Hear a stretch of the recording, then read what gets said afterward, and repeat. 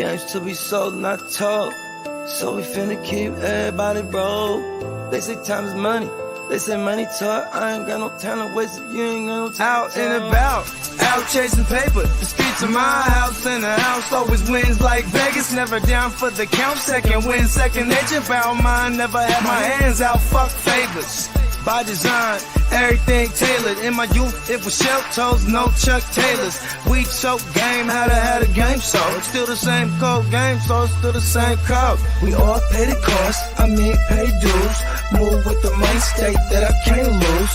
On the grind, push a hard line with my linemen. Back when I was young, they said it's all about timing. Feel it's my time, all the stars are aligning. I'm a diamond in the rough, couple cuts got me shining.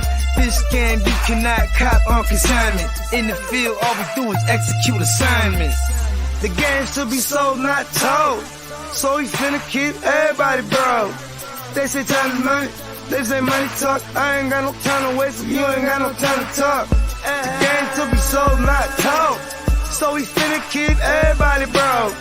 They say time is money, they say money talk. I ain't got no time to waste if you ain't got no time to talk. First, we get into this paper. See, I want it all, plus a mule and 8 acres. A lot of alcohol, few dad bags of paper. Run this shit like a ship and I'm the sailor. Cold, kinda like it's fresh up out the freezer. Cold, if she ain't talking bread, I don't need her.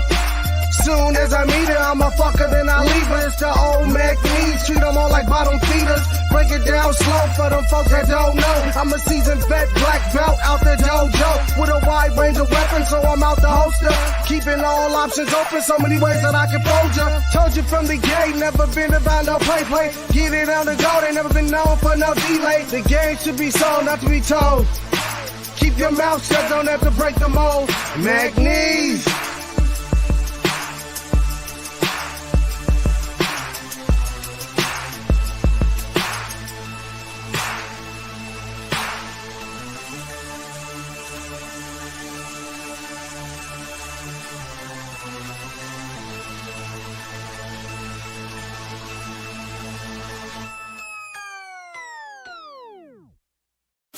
Break the work down, it's fence the move. Push that work out, I distribute. Break the work down, it's fence the move. Push that work out, I just distribute. A young pack mover, shot to my consumer. Jumping out the foreign or I'm hopping out the Uber. Crew clocking chips opposite of you losers. Can't be broke as a joker, got no sense of humor. Just a young pack mover, shot to my consumer. Jumping out the foreign or I'm hopping out the Uber.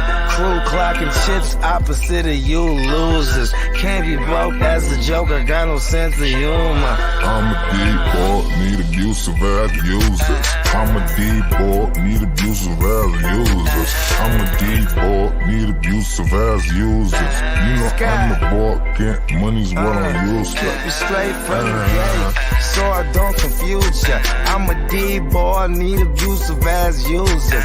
I'ma make noise, shout to my producer. I'm an entertainer, but I ain't here to amuse ya.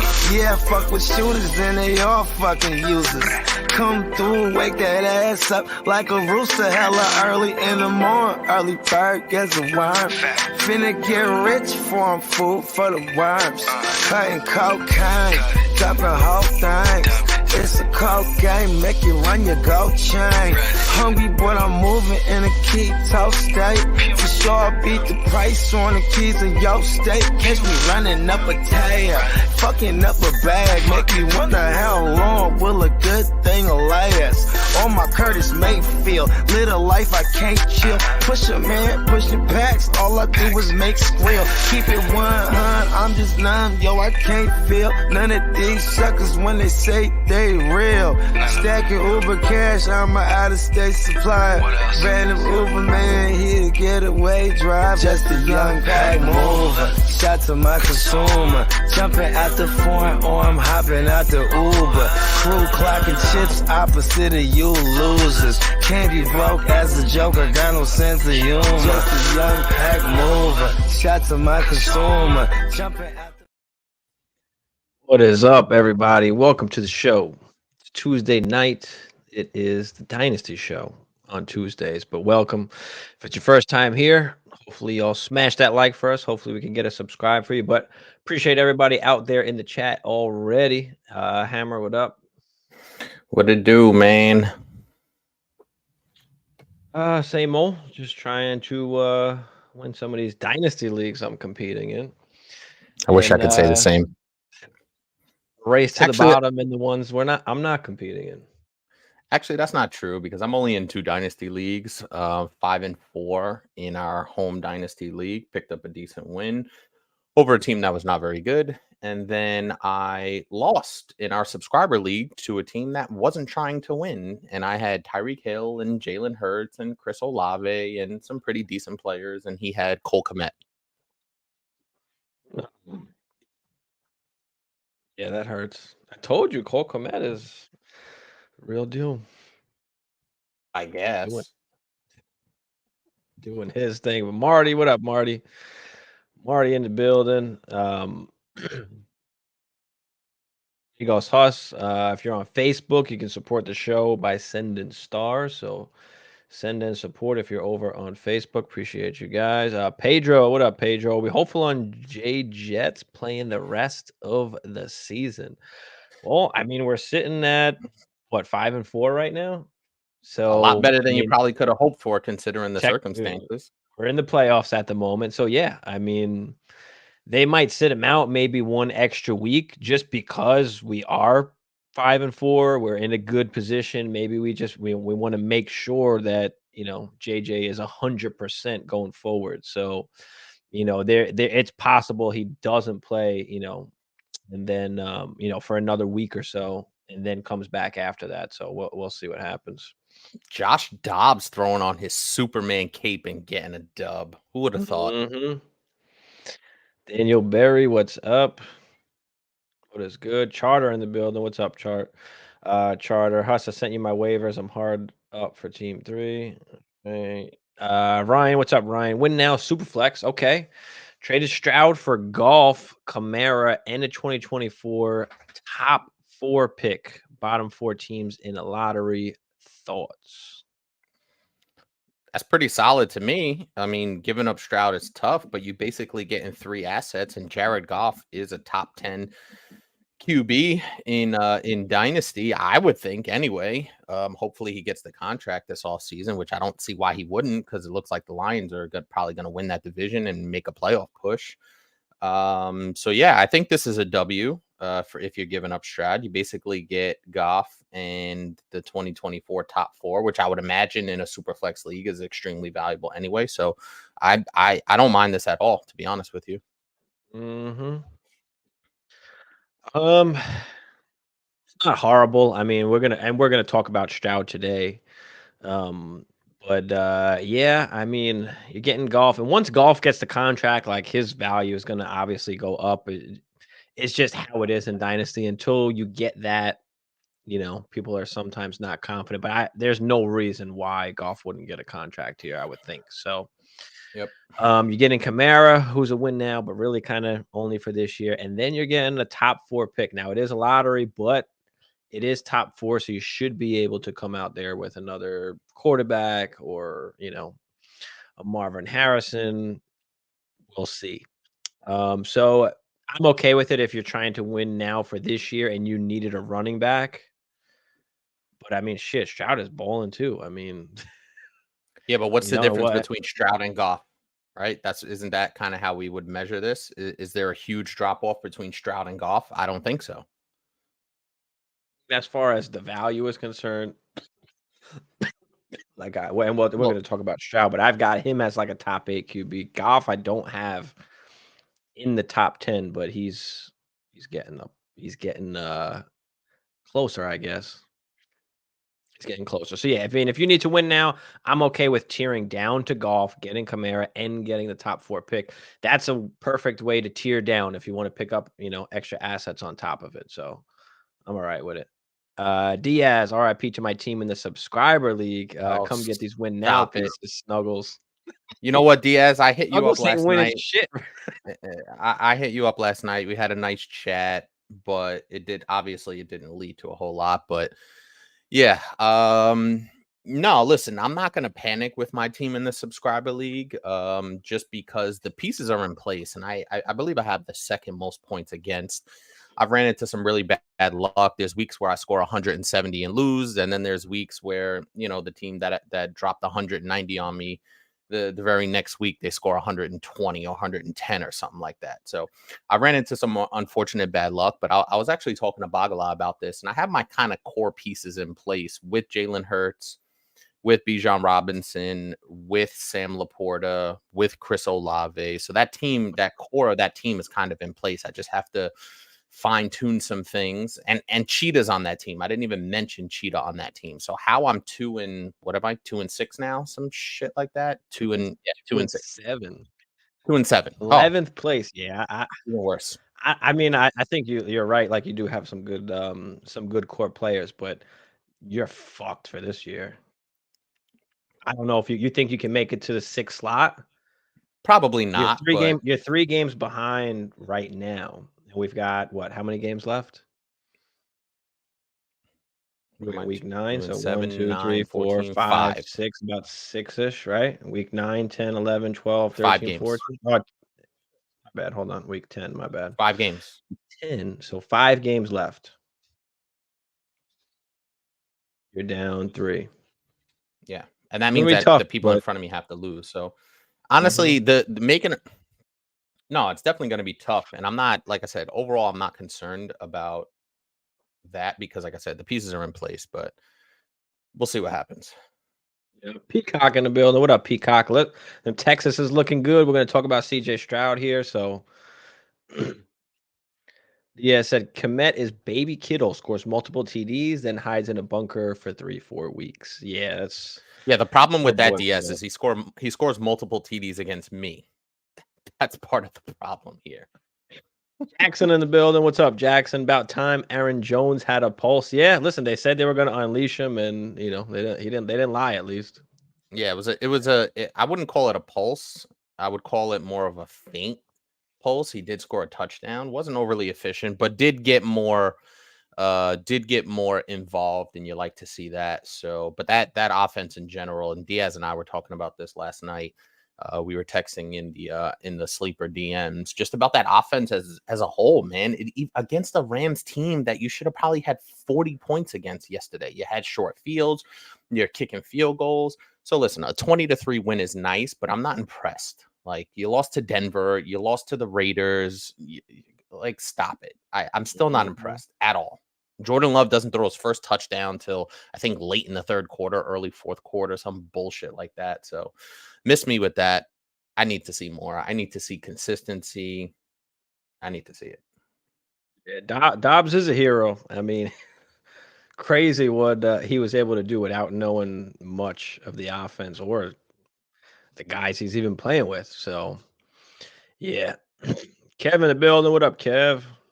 What's goody, Kev? Thoughts on Jordan Love? I was going to put him on the docket today, but I know we extensively get into some of our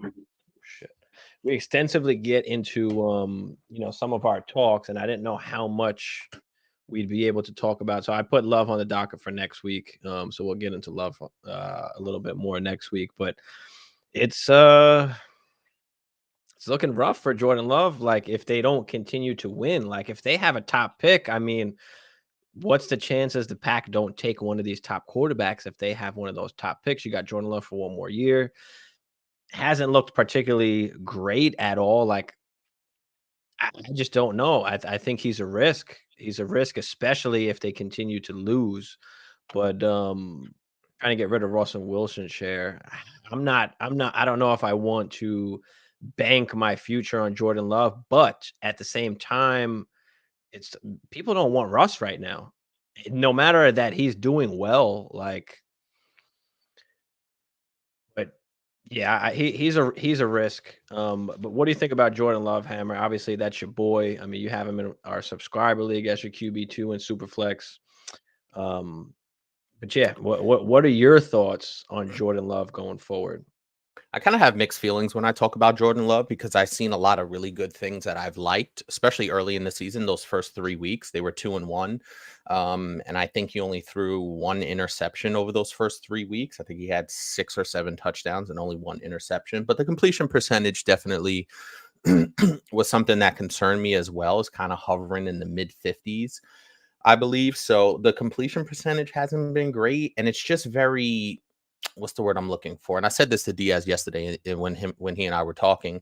It feels like there's training wheels on, especially in these first halves, right? And you basically put yourself behind the 8 ball, and they have talented players. We saw Luke Musgrave played very well yesterday. We saw Christian Watson make a nice play when he was given the opportunity. We saw Dontavian Wicks kind of make some plays out there. He did have a fumble, but I've said this from the beginning, and if you guys watch our show, you know exactly what I'm going to say, is that I like the collection of the pieces all together. And I just feel like Matt LaFleur is playing scared, right? He's playing like he's trying to protect Jordan Love for some reason. So there's still a lot to be desired on that offense from a passing game standpoint and a running standpoint, just overall as an offense.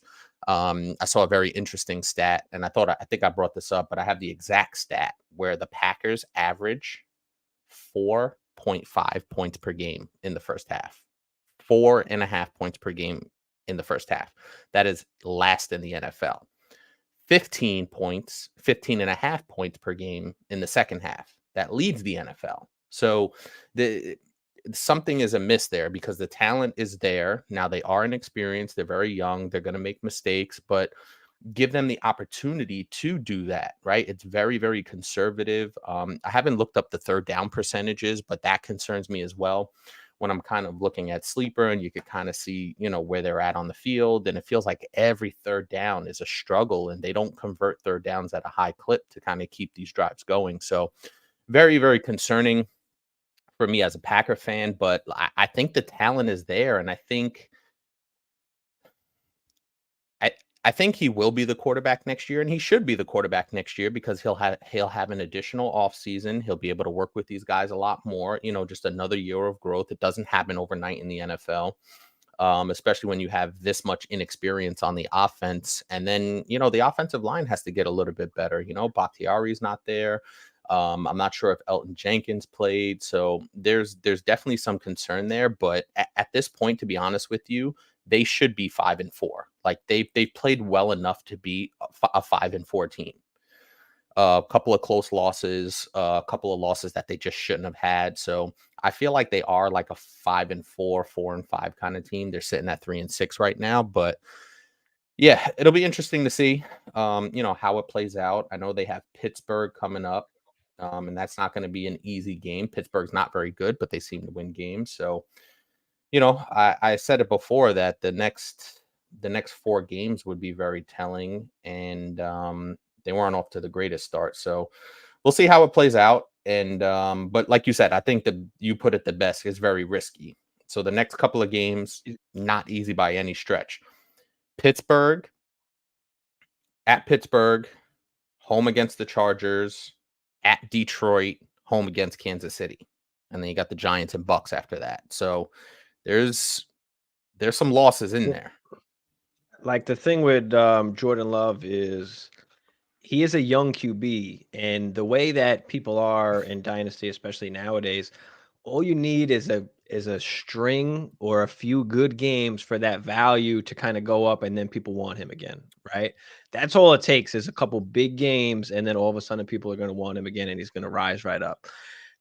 Like right now, Jordan Love is in the almost doesn't matter QB range where like it's Russell Wilson, Baker Mayfield, Derek Carr. He's like after, all the top QBs obviously that we won in Dynasty. Like he's just in that range that doesn't make a huge difference.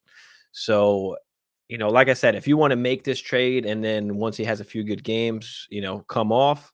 But it is a risk. I would shop around, see what else you can try and get. But, what is a Bryce Young going to cost? He just had a horrible game. He's not looking great right now. But I'm more comfortable with a Bryce Young or a guy that's got, a 4-year contract with a 5th-year option, the franchise QB they're going to try and work with. So, and they're giving Love that opportunity for next year as far as his contract is concerned, but that's not necessarily a guaranteed, especially if they're not winning and they have a good draft pick next year. I mean, do you really think they'd pass up a Drake May, Caleb Williams if they have that opportunity? It's tough to say. I doubt it. And would they pass up the opportunity to make the team better around Jordan Love, right? If they have that higher draft pick, maybe they trade down and get two mid first round picks for that, say that 102, 103, 104, something like that, if somebody wants to jump up and grab a quarterback. So the Packers are definitely at a crossroads in terms of their quarterback situation, but you kind of knew that going in, you know what I mean? At this point, like I do think the Packers have a plan, because they kind of drafted this way. They drafted a young tight end, 2 young tight ends. They drafted a ton of young receivers over the last 2 years or so with Christian Watson, Dubes, Reed, Wicks, Musgrave, pretty much all the skill guys that are out there, right? They're making mistakes. They're out there learning on the fly with an inexperienced quarterback. Jordan Love's not young. This is his 4th year in the NFL. He's inexperienced. So that's my biggest thing. And it's really on Matt LaFleur at this point, because you've had Jordan Love in that building for 4 years. Like, you've had him in that building. You've seen him play. And even when Aaron Rodgers wasn't there in the offseason, Jordan Love was taking plenty of reps. So for you to call the kind of games that you're calling and play scared is baffling to me, when you kind of know what he should be able to do and what he's capable of doing. Yeah, and last thing on that, I don't know if you heard the report. They asked the GM about Jordan Love's future, and he was kind of non-committal on that. He's pulling the Aaron Rodgers in year 4? Huh? He's pulling an Aaron Rodgers in year 4? So we'll see. I mean, Catch, what up, Catch? John in the building. What up, John? Damn, look at Hammer with the glow up. Yeah, man, he's got the whole setup coming on. He had messaged me on Instagram. He's like, nice. Now Hammer got his shit together. Finally. That's it. Jackson, that's what I Hammer do, got that lineup shit. It's crisp as a bitch. I actually got a haircut today, so I feel a little better. I was kind of woofing a little bit, and I need to just clean that baby up. But Jackson, I knew you were going to be in the building, so I wanted to make sure I was crispy for you, buddy. Peacock said, yes, sir. Stroud proud. Carrying most of my teams this week. Yep, there's Dylan. Dylan in the building. There he is. Vite Queen. What up, Vite Queen? Kevin O'Connell, the real MVP. Yep, we in there, Vite Queen. We taking the North. Oh my God! Now I got to hear this for the foreseeable future. What's cracking? Picked up CJ and Howell because T-Law is on bye, but who do I drop? Picked up CJ and Howell because T-Law is on bye, but who do I drop now? You drop Howell. I mean, shit. Howell's been awesome. He's been better than T-Law at this point. I mean, Howell's is QB6 right now. I mean, I think we're going to talk about Howell too. But yeah, in this situation, you're probably just dropping T-Law. That sounds crazy, but T-Law's QB16. I mean, at this point, you just got to go with the numbers there. Thoughts on Pollard rest of season? I mean, we never really loved Powell coming in, but. Well, Pollard, I mean, listen, he's on a good offense. He's going to have opportunities, and based on the landscape of the running back situation, he's still a player, right? You still got to run him out there every week in your lineup. So the thoughts on it is he's probably a high-end RB2 production-wise, but the fact that you probably drafted him in the late first, early second round, you gotta roll him out there. It's just that simple. So that's pretty much where we're at with Tony Pollard. Bogey in the building. What up, Bogey? Would you take Shador or Jordan Love, hypothetically? That's an interesting. We're not starting that, Peacock. I don't want any of the Russell Wilson nonsense to rub off on my Jordan Love. What was the question again? Shador? Yeah.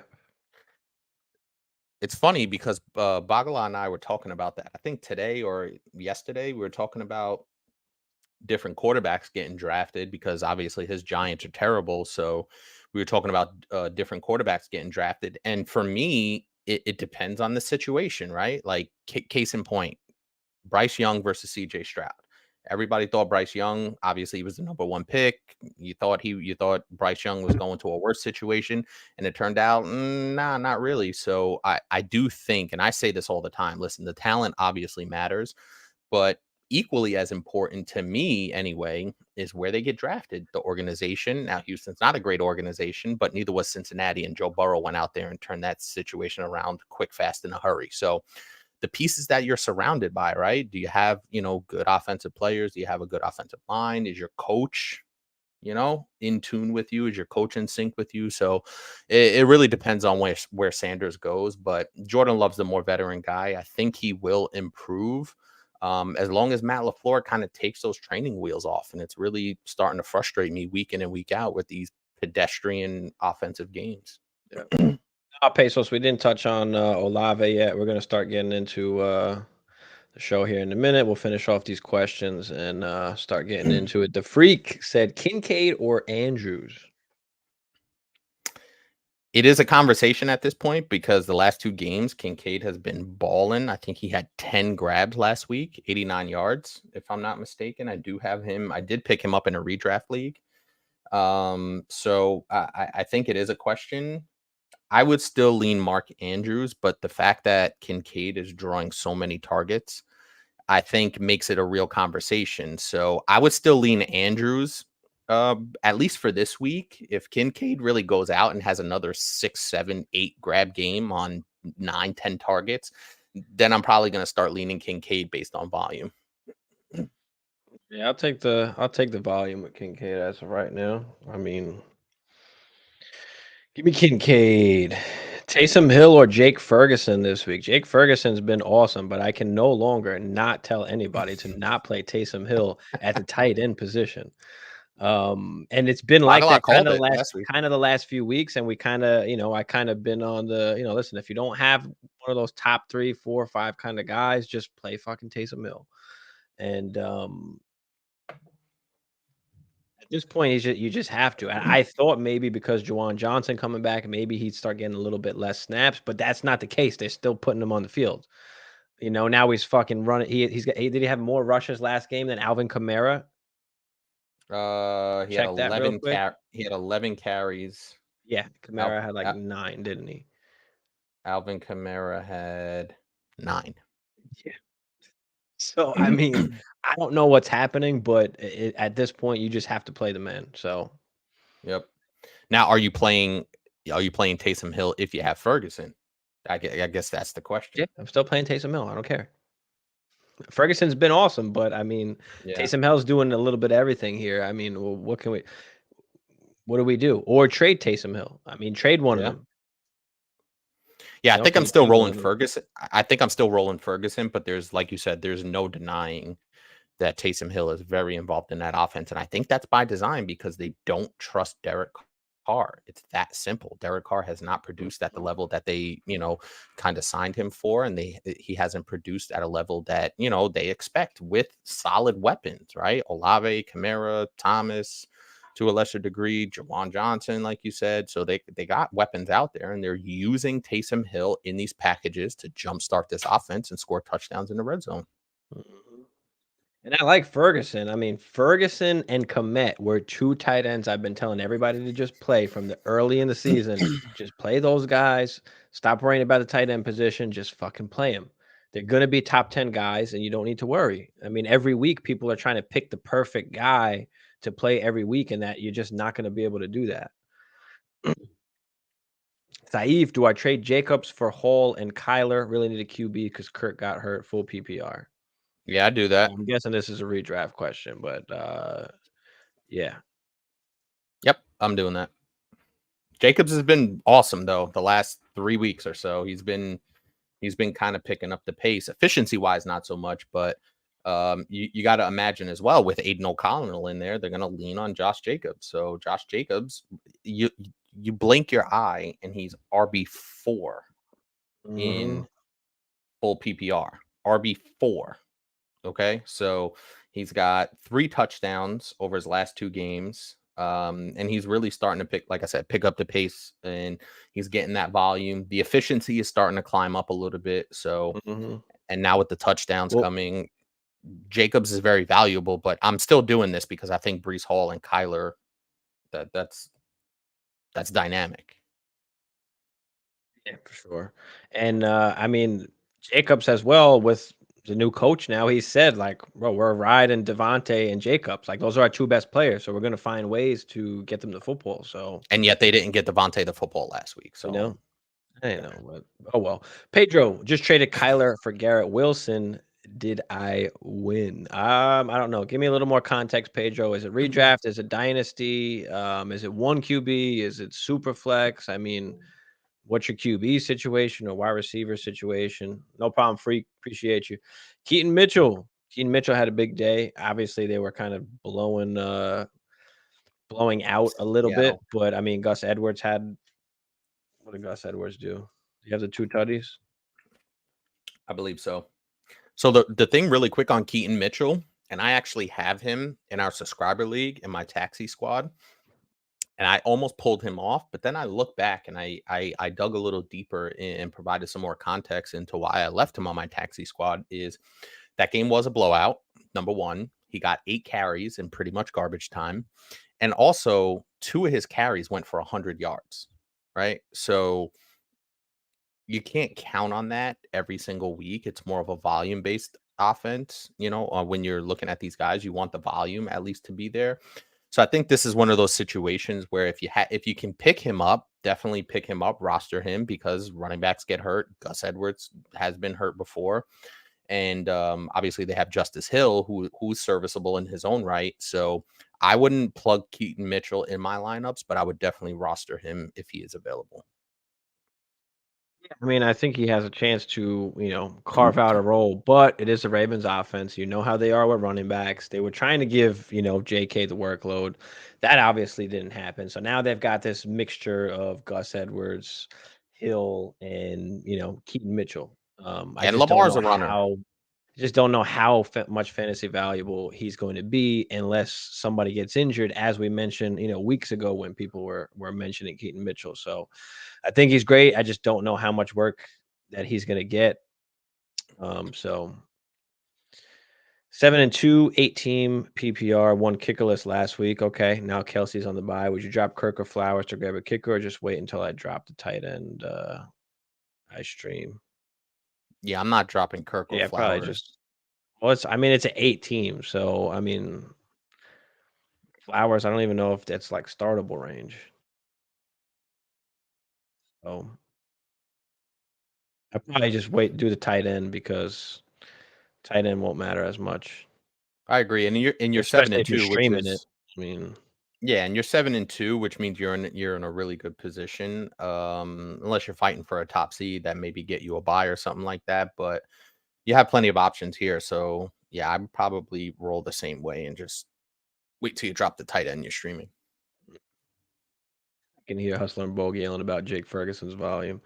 Hill over Kincaid this week. Have Kelsey, so I'll likely drop after.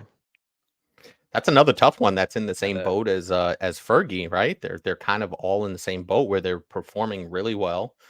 And these guys weren't super high draft picks, so you kind of got them there with value. Maybe see if you can make a trade.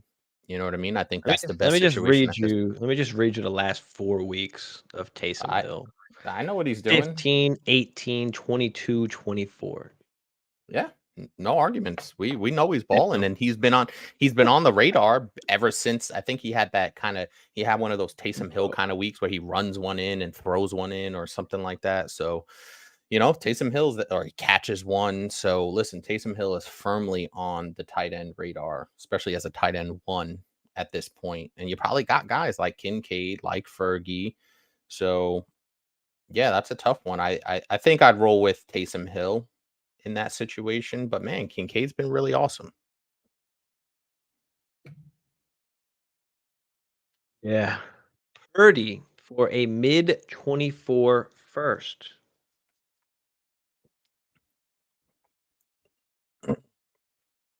Purdy or a mid-24 first.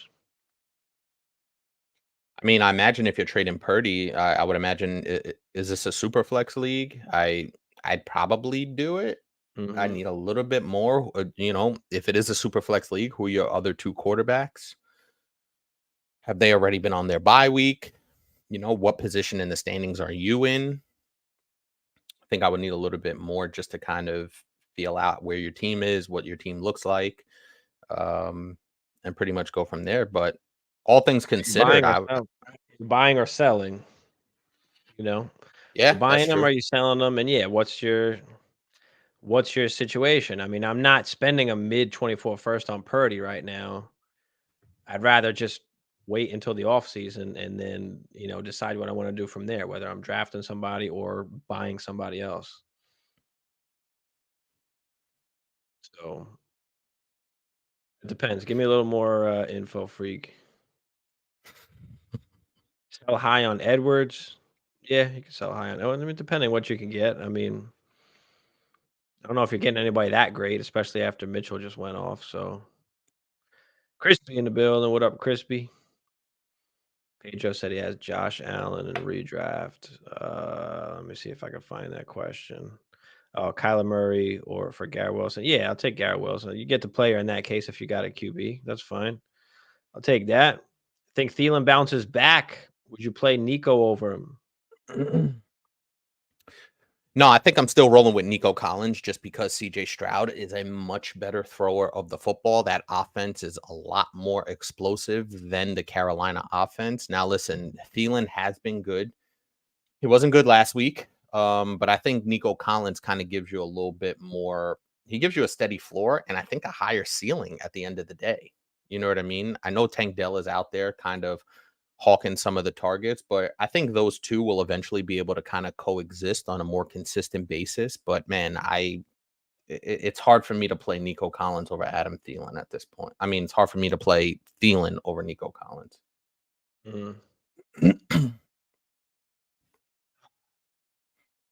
Thielen's kind of tailed off the last 2 weeks, especially after the bye. Okay, I'm playing It's still Thielen. solid. I'm playing Thielen. Nah, I'm playing Nico Collins. All right. What's on Dobb rest of the year? I mean, shit, you saw what he did. I mean, he's got a great offense. I mean, and he could run the ball, so he's got weapons around him. So yeah, I mean, and he's already what? Isn't he a top 10 QB as we speak right now? I believe so. Josh Yeah, Dobbs has he's been awesome. QB 9. I mean, yeah. So I he could be a top 10ish QB. I think for the rest of the season is possible. And he's starting this week Top 10, against the top 12 Saints. at So least. Yeah, he's back end QB1. the weapons are there. I think he'll be just fine.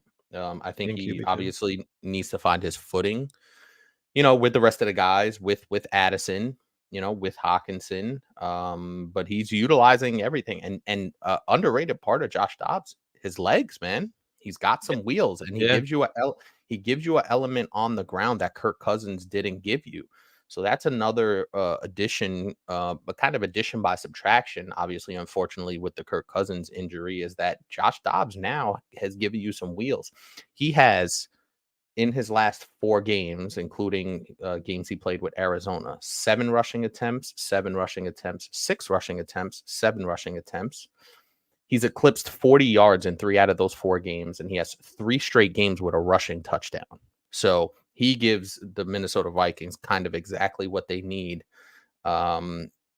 with the Kirk Cousins injury. So yeah, I think he'll be just fine. I think he slots in kind of as that high QB2, low end QB1 with good weapons, and then shit, Justin Jefferson's not even on the field yet.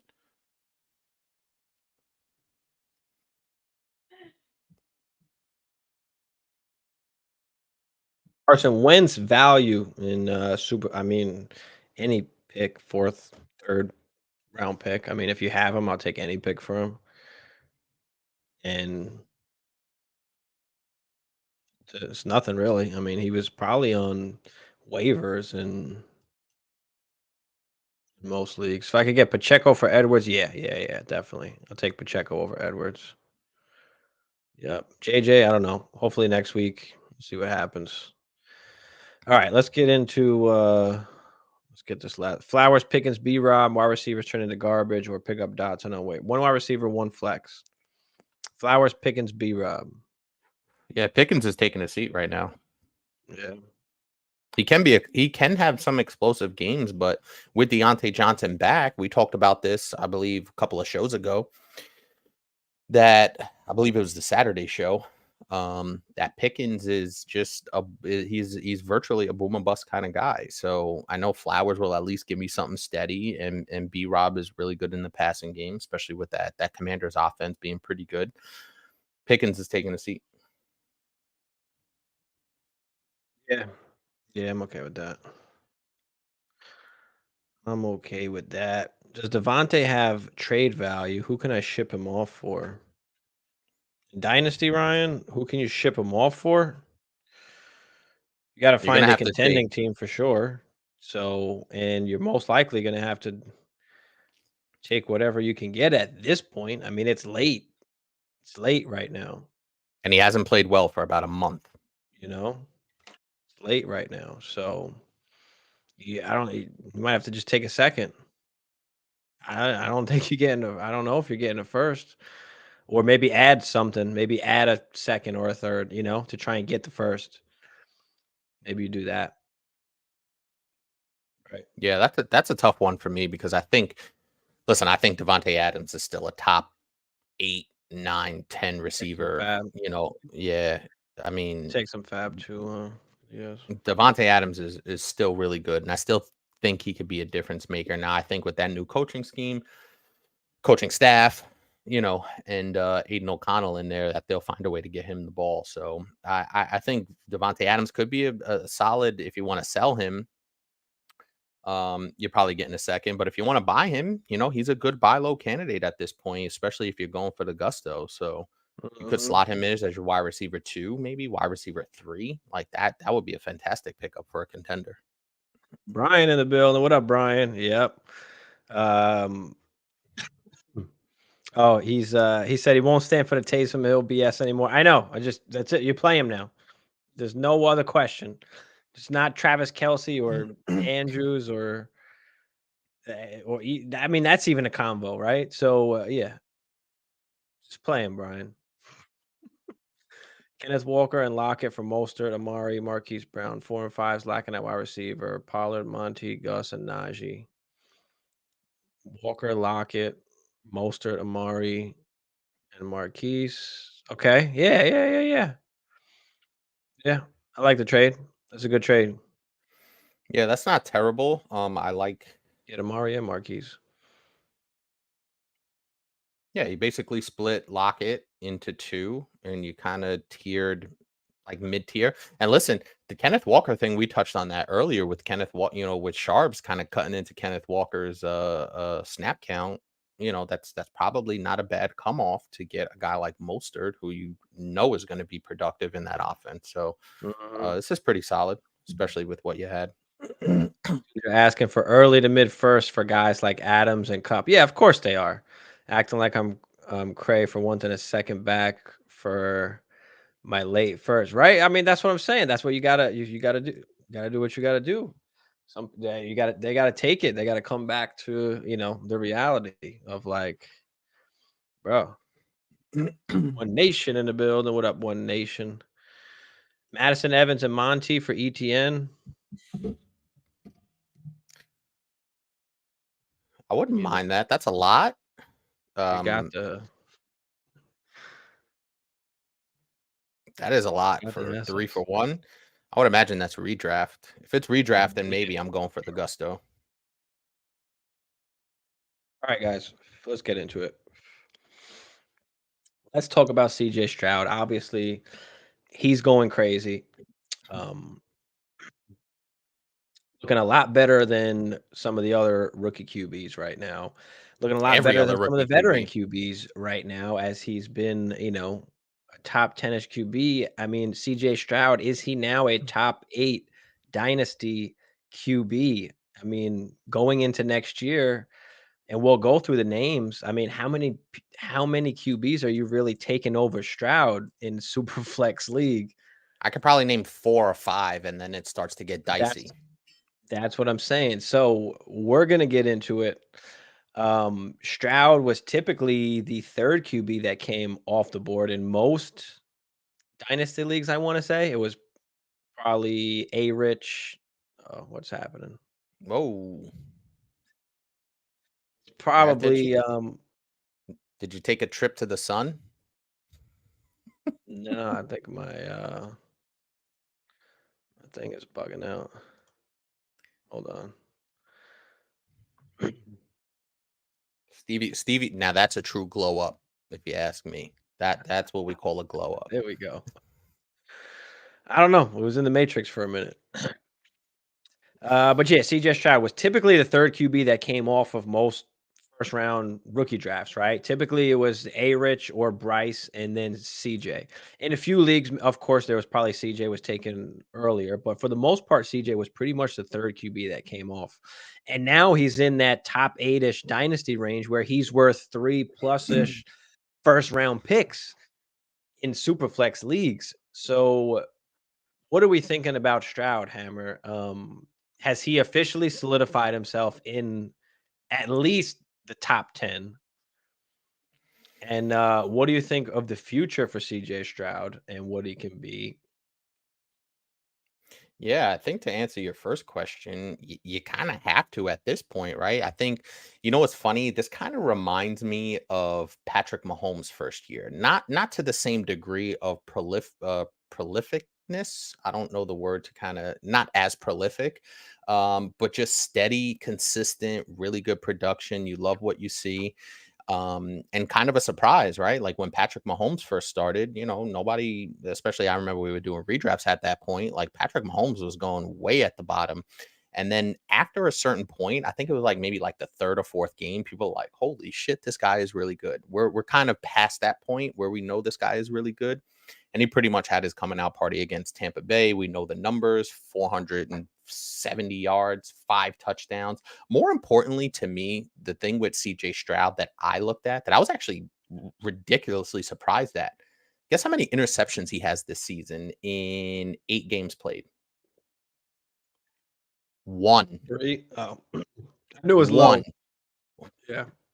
This guy has 1 interception to 14 touchdowns and another one on the ground. So he has 15 touchdowns total, 1 interception.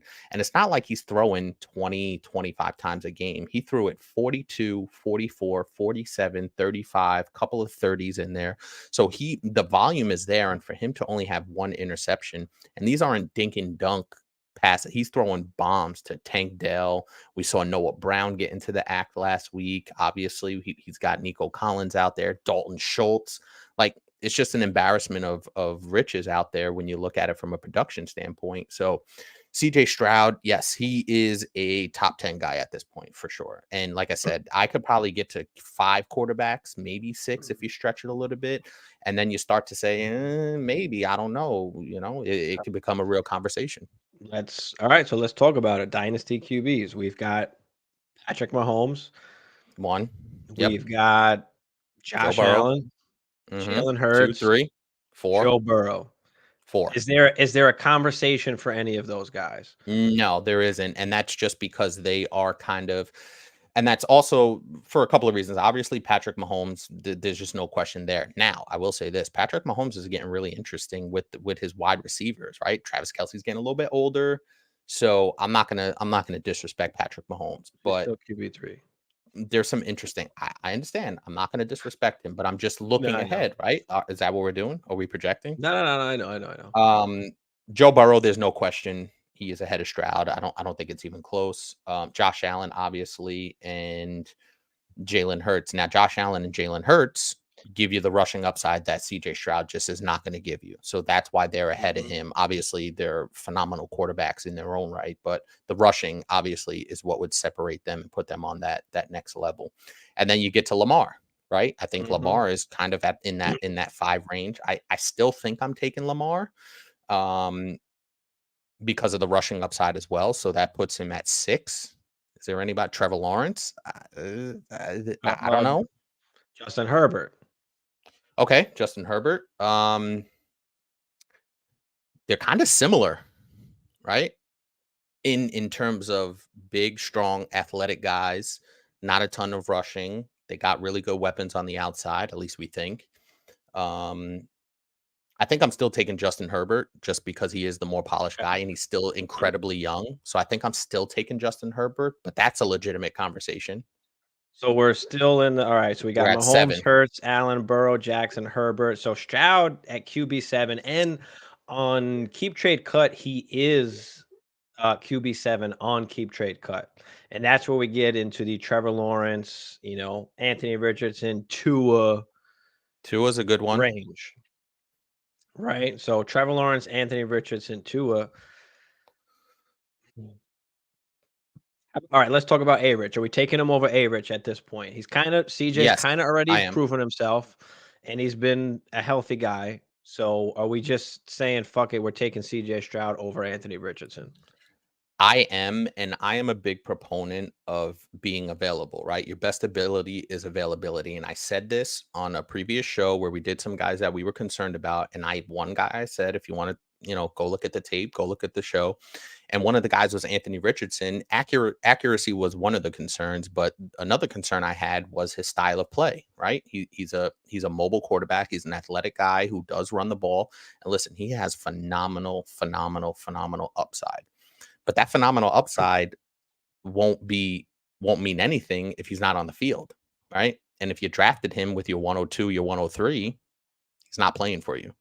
So I think because I think I have more of a long-term shelf life with CJ Stroud, I think that puts him over Anthony Richardson. Anthony Richardson has a phenomenal ceiling from a fantasy perspective, but can he be banged up? Will he miss some games for you in the playoffs if we're strictly talking fantasy? So that is a concern of mine. Are you taking him over Trevor? Did you say? I forgot. Trevor was one of the guys I Combo. brought up, and then you brought up Herbert.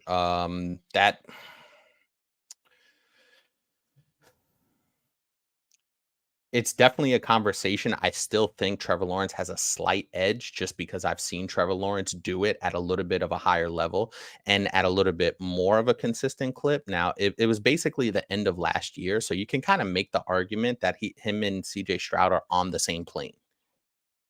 In my estimation, it's really hard to separate the two, to be honest with you, because Trevor Lawrence was terrible his first year. He wasn't very good for the first half of last year. And then he kind of came on down the stretch, and we've pretty much seen a half a season worth of CJ Stroud, and we really like what we see. So I think they're virtually even.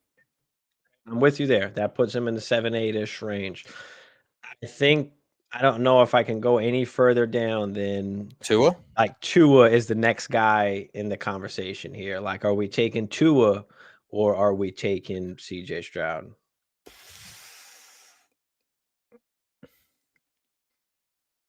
Is there still some concern for the injuries with Tua? Is there still some concerns for the head?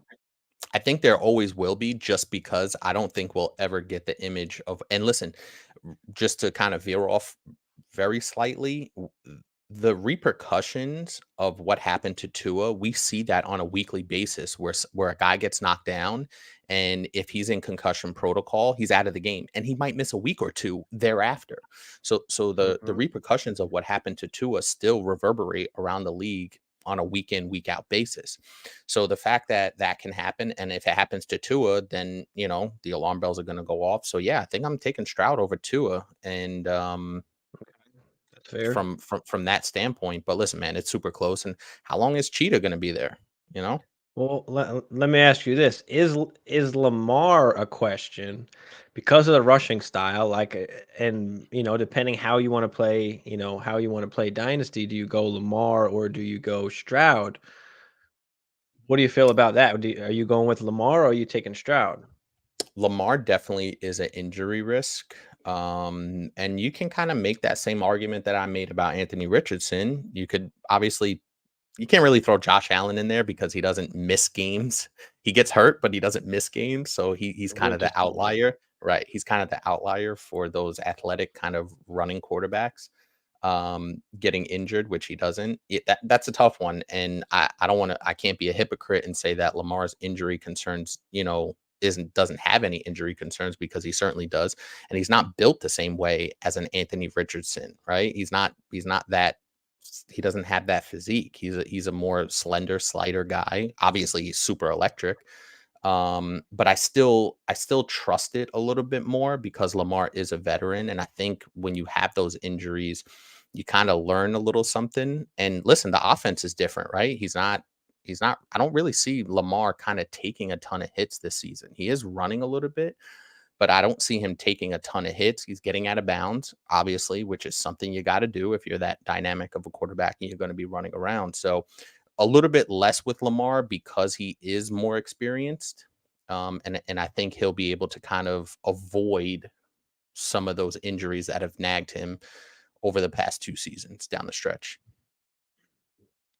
Yeah, for sure. So let me ask you this, dynasty wise. Would you come off of a Joe Burrow for Stroud in the first? How high of a first are we talking? Would you tier down? Let's say it's In a a 12-man league, what mid. are we in a Let's say 12-man it's super a mid flex? first. Let's say it's a mid first. 106, 107. Yeah. Let's say it could be a mid to late first. I don't really know. It could be anywhere from like the 107 to the 112 playoff team. I don't think I'm doing it just because Joe Burrow's proved that he's that dude. And Joe Burrow, it feels like Joe Burrow's been around a lot longer because we've seen him on the big stage for the last couple of years. Joe Burrow's that dude, and it couldn't be more obvious than what Joe Burrow's done the last 2 weeks, especially that we've seen him get healthy. That is a prolific dude, and I think in the next year and a half, Joe Burrow is going to vault Patrick Mahomes as the best quarterback in the league. Ooh, getting bold. Getting bold. But yeah, Joe Burrow is definitely the real deal.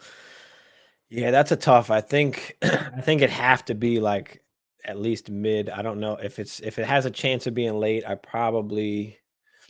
might not want to do it. But how far down does that go? What if we go to Justin Herbert? Would you do it if you had Justin Herbert?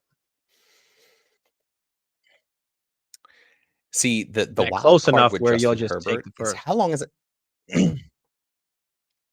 So let me just dive into it for a Okay. quick second before I give you my final answer. Is Yeah. the wild card with Justin Herbert is that coaching staff, right? That coaching staff is a major concern. I think I'd do it. I think I'd take a 105, 106 and CJ Stroud and come up with Justin Herbert. Like we like Justin Herbert because he's a prototypical quarterback, big, strong arm, can make all the throws. He's pretty tough. Like he's gotten knocked around and he doesn't miss a ton of games as well. So injury concern is not there as much as some of the other quarterbacks we talked about. So, but I think I do it though. There's something missing there. Like he's 28 and 28 as a quarterback, and it feels like something's off, and I think it is that coaching staff, and I don't know how long they roll with that. His receivers are getting a little bit older. Mikey Will out. Keenan's not going to be around forever. Eckler is a bit of an older running back when we're talking about tread on the tire. So, yeah, I do that. I kind of reset the clock at the quarterback position and then get a first on top of it. Yeah, I think I like that too. For Herbert. Let's see, who else can we go down the? What else can we go down the line with? Because he's got to be at least equivalent in like to that 3+3-ish at least first round pick range. To yeah, I mean, obviously that you're not going to get a first because they're kind of obviously closer together. But throw a pick on either side, and I'll take either of them. Like a second on either side, you know. But yeah, so Yeah. all right, so we're established that he's basically a top 8 dynasty quarterback in that 7, 8, 9-ish range, you know. Like after Herbert, it's kind of, Trevor Lawrence, Tua, CJ Stroud. It's like that's kind of the range. And then I guess you can, for me at least, maybe Anthony Richardson, Kyler Murray, you're talking from there and so on. But yeah.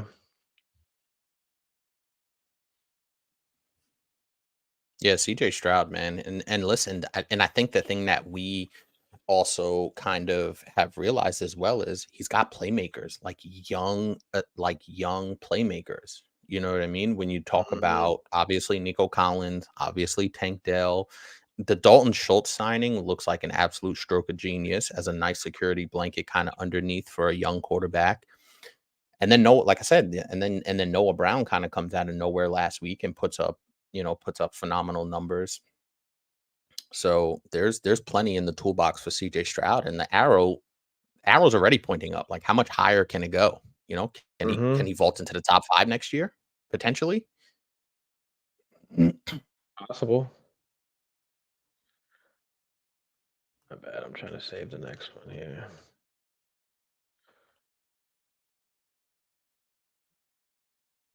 All right. Let's get back to some of the questions real quick, and then we'll get into Howell. We'll talk about Sam Howell. One Nation, what up? I think we left off right here. Brad said Mostert's still going to benefit after the bye week when Achane comes back, or should I try to flip him? I think there's still enough offense to go around there from Mostert and Achane to be viable. I don't worry about that as much. If you had both of them, then that's something that you would have to think about, because you would kind of have to play both and see how Achane kind of gets mixed back in the fold. I know Jeff Wilson's there as well, but it doesn't seem like he's as much of a factor, in that backfield as we thought he might be with Achane out. So, yeah, I mean, if you really need running backs, then, obviously I wouldn't let him go. But if you got some other viable pieces, then I think Mostert's going to finish in the top 10 at this point. Yeah, I'm still rolling Mostert. If you could flip him, though, I mean, try and flip him. So see what you can get. Isaac, what up, Isaac? I traded Garrett Will for JT. Oh, hell yeah. Awesome. Take that. Stroud is making the Panthers look like the Chicago Bears when they drafted Trubisky. I think there's still some time to be told about that, just because, Yeah, it's, and also don't forget, when the Panthers they traded away their best wide receiver. So that kind of put Bryce Young behind the 8 ball. They signed Miles Sanders, who's not very good. Fucking trash. He's not very good.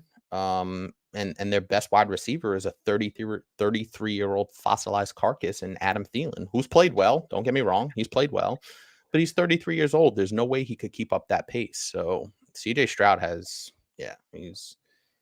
he is making them look silly. Oh, yeah. Chase, what up, Chase? That's good, man.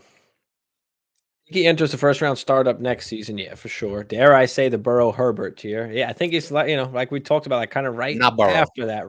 Right after that, in that Herbert tier for sure. We love the mobile QBs until they get Hurts, knee got bent. Yeah, Hurts is even, and I don't have any Hurts or Lamar's. Like I try and stay away from those guys. Yeah, he's surprisingly returned. Yeah, man, it's scary. Well, Jalen Hurts had some knee issues going into that game from a previous game. I don't remember which one it was offhand, but he had some knee concerns. So the bye week couldn't come quicker for Jalen Hurts and company to kind of get him rested, and hopefully he's available down the stretch for some of you guys. Not for me, because I'm not going anywhere in a hurry in that subscriber league. Brad, you should be good, Brad. I like it. I take Stroud. I've had the house on Stroud during the summer, though. Yeah. Then you hit Stevie's big. a fraud in the sub league. Yeah, bro. My team, everything has to go right. He is a fraud. To admit that. Everything has to go right. I mean, Russell Wilson's been fucking really good. So, yo, Marty, you want to know how but much? I'm just rolling with it. Listen, as long as I'm squeaking in, if I'm getting in, I'm in. I got a shot. Like, I'll take it. I had no choice. I chose to go all in. So now I just gotta deal with it, and we'll regroup next year. You know what the fucked up part about that is, Marty? I have 6 less points than Steve. 6 less total points. That tells you everything you need to know. There's 2 of our home leagues where it's like that for me, where I have the most points against, and my points for are awesome too, and I'm not be like that first. Kev said thoughts on Demario Douglas. We've had some Demario Douglas questions. I don't know a ton about him, to be quite honest with you. That New England offense doesn't give me enough to get excited about a guy.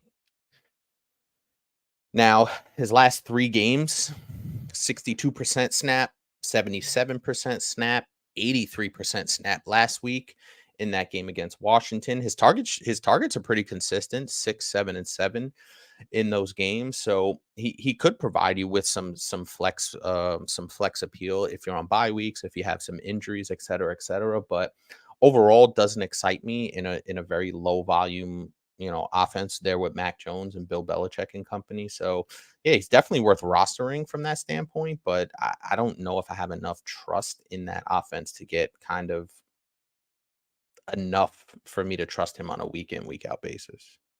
There's nobody there right now, so if you need a flex play for the rest of the season, throw him in there.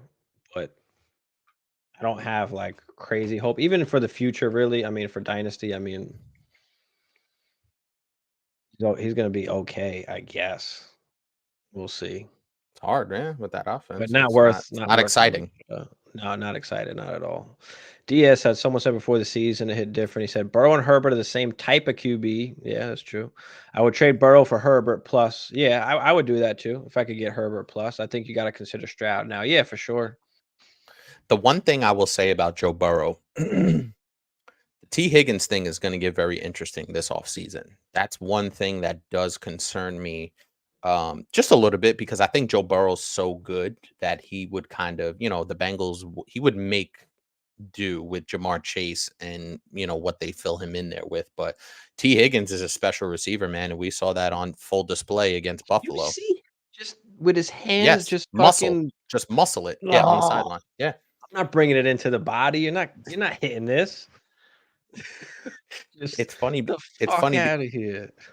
It's funny because they slowed down that catch just to accentuate how strong and physical and how much of a beast he is. And I think he's in Jamar Chase's shadow. It's that simple. But Joe Burrow for Herbert plus maybe, but Joe Burrow he's QB2 in my book behind Mahomes until further notice. T. Higgins is that Madden fucking hands of glue. Yes, he is. Oh shit.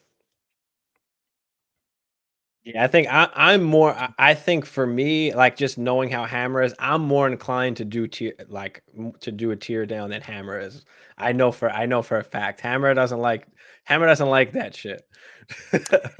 You know what it is? It's not that I don't like it. It's just, especially in Dynasty, I'm more of a listen, even like my team this year, for example, now we touch on it, but there's some good kind of information to pull from it where if the pieces are in place and you're just having a bad season, I'm not going to just tear it all the way down, trade Jalen Hurts, I would consider trading Tyreek Hill because he is a bit older, but for a guy like Joe Burrow, those are once in a generational kind of guys, right? He's at that level with Mahomes fantasy wise, and I think on the field wise, he just hasn't really been able to kind of get the Super Bowl and get those accolades, the MVPs and stuff like that. But Joe Burrow, when he's healthy and he's rolling, he's a different dude, and he carved up that San Francisco defense when I thought he might have a little bit of trouble, and he put the rest of the NFL on notice that he's that dude. He's second right now in the league to Mahomes, in my estimation.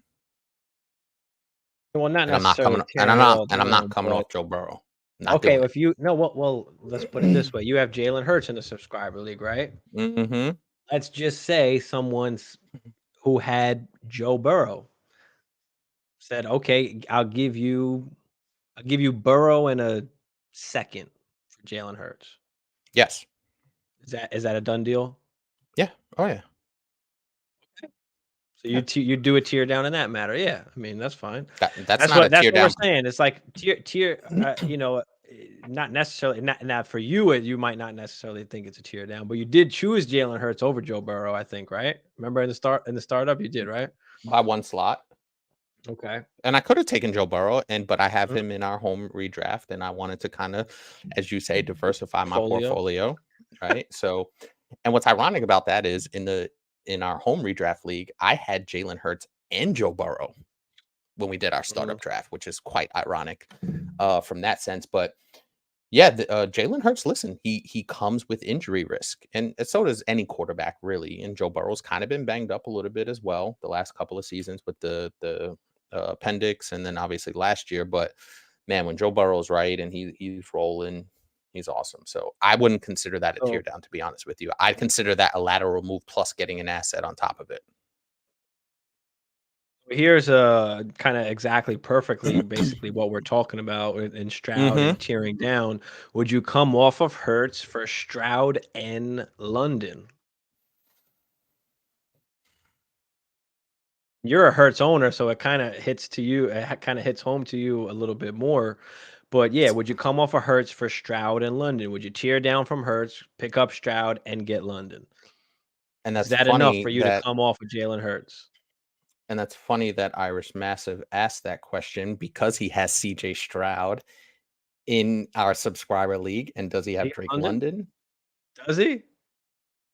No, I don't think so. No, But he has no, he Stroud. doesn't. No, he doesn't. But he has Stroud. I wanted to check that That out was really funny. quick because I didn't want to tip my hand in case he was really, really locked in here. That's a tough one. That's something that would kind of keep me up at night just because Hurts is really, really good. He gives you the rushing upside. He's locked in right now, and he's been playing some really good ball even while being injured. But that risk of him not being there is very real, especially down the stretch. We saw last season it cost a lot of teams who were at the top of the league, right? Jalen Hurts was, right there in that QB1 conversation, and he gets hurt. So it's definitely something I would consider. I would have to wrestle over. I'd probably have to sleep on it for a night and really lock in because that's a tough one because Jalen. Go ahead. No, I was gonna say real quick on Instagram. Nick hit me up. He said his redraft team was struggling. He traded away Cup for Brees and Schultz because he lost Goddard. Okay, I'm not mad at that. I like it. I'm not, but yeah, okay. Especially with the Stafford injury.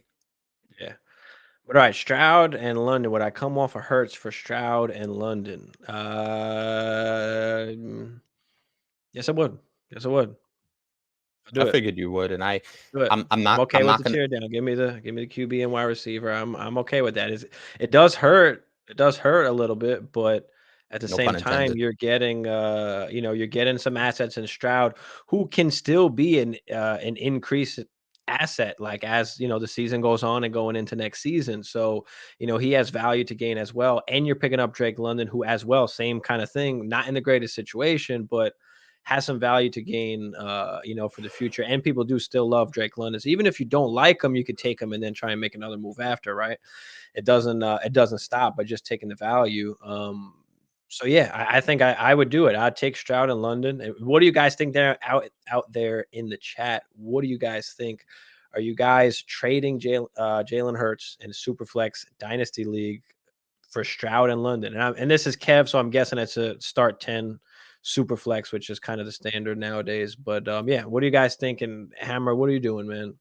A couple of things I would also take a look at is what does the rest of my team look like? You know what I mean? I know you would say you would just do it in a vacuum, but I don't always look at things just in a vacuum. What does the rest of my wide receivers look like? Well, who's my other quarterback if we're talking about Superflex? So if I've got Jalen Hurts and Jordan Love, I kind of want that rushing upside from Hurts to kind of make up that difference. Now I know CJ Stroud is really good, but he doesn't give me that rushing upside. If I'm lacking at the running back position a little bit, I'm still getting that rushing upside from Jalen Hurts. So there are some other factors that I look at when making this sort of trade, other than it just being the players for the players. I kind of want to see what the rest of my team needs are. And now, if I have a really good quarterback, like if I have a Jared Goff, then yeah, I'm doing it. Like, because I know I have that stability at that super flex position. But if I have a shaky QB, if I have a shaky super flex quarterback, I might be a little bit more hesitant because Jalen Hurts does make up for that production with his upside. Shaky like Jordan Love? Say that again? Shaky like Jordan Love? That's exactly what I said. I don't know why you have to repeat it. Caddy in the building. What up, Caddy? Hammer got the rapper mic. Spit something. He said. Carl in Yeah, the building. right. What up, bro? French kisses, brother. I'm 8-1 on a 12-team 2 QB auction league. Okay. My QBs are Gardner Minshew, Tyson Badge, Baker Mayfield, and Mac Jones. That does not sound great. But they No, it are all doesn't. starting But quarterbacks right now. So, I mean, hey, if your and you're team is 8-1. strong, obviously Jesus. your team is strong as shit if you're 8-1. So I think you're getting along just fine for right now. Traded Gibbs and Purdy for Swift. Ooh, Hmm. has to be redraft. No, Yeah, it's got to be redraft, but Gibbs and Purdy for Swift. I don't think I like that in the vacuum. I mean, I guess you can just throw I mean, out what does the Purdy rest because of your he's team look probably like? Are not you starting. So it's probably Gibbs for Swift. It's just think about it, Gibbs for Swift straight up. think I'm still rolling with Gibbs, or I would even try and get something better than Swift if I want to give up a Gibbs right now. I know with Monty kind of on the horizon coming back potentially this week, his value may take a slight dip, but Monty's not back yet. So talk up Gibbs, right? It looks like they're going to be in kind of a more of a committee than it was before Monty got hurt. So I would really try and get a little bit more, or I would have, because you said you made this trade. I would have tried to get a little bit more for Jahmyr Gibbs if you were going to pull a trigger. Yeah, the Irishman. Kev said start 10 super flex. Okay, so he also said he's not a legit contender this year. His other QBs are Tua, Bryce, and Russ on top of Hurts, lacking some depth at wide receiver. That's why I was looking at Stroud and London. Yeah, So because you have Tua and Bryce, this kind of makes it, like I said, you're pretty solid at those other quarterback positions. So I'm not mad if you did that. And the fact that you get the wide receiver depth in London, and he's played much better before he got hurt. He was actually having a fairly solid game. I think he had like 5 for 55 before he got hurt in that last Atlanta game. So yeah, because you have Tua, Bryce, and Russ, like I'm not mad at it if you want to split Hurts into those two. take the extra asset on top. Yeah, you got to find out some way to get rid of Russ, somehow. But yeah, I like it. I'm okay with the tear down. I'm okay with the tear down and the risk too. I mean,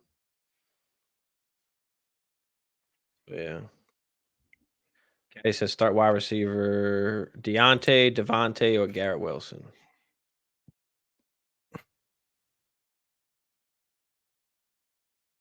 Give me Deontay Johnson. This is really hard because it should be Devontae Adams, but Aiden O'Connell's playing. I know Aiden O'Connell's not terrible, but they are playing at the Jets. And if you go back and look at what they just did to Justin Herbert, it wasn't very good. The final score doesn't look good, but Justin Herbert, they did a number on him as far as the final statistics go. So I don't see Aiden O'Connell having a much better day than Justin Herbert. Garrett Wilson, you just can't trust the Jets at this point. I know Garrett Wilson's pretty solid, but I think Deontay has a much better game against the Packers. Yeah, I think I'll take Deontay too. All right. Let's get into the next one. Let's get into Sam Howell. Is Sam Howell the future of this team? We talked about it slightly earlier where he is QB, 6 on the season? Now the defense is fucking horrible, and they've been throwing the ball, a shit ton. And yeah, he's QB 6 on the season right now. 14 tutties to 9 interceptions. Got another tutty rushing as well. He is, I believe, second in passing yards. Yep, just behind Tua, ahead of everyone else, including Mahomes and Josh Allen, and Kirk Cousins obviously got hurt, but yeah, futures. Howell is doing really well right now. They've sold off some pieces on the defense. So now what's the situation? Now, I think for the rest of the season, if they, continue to lose and have a high draft pick, then yes, I don't think that they would hesitate to draft one of these top QBs.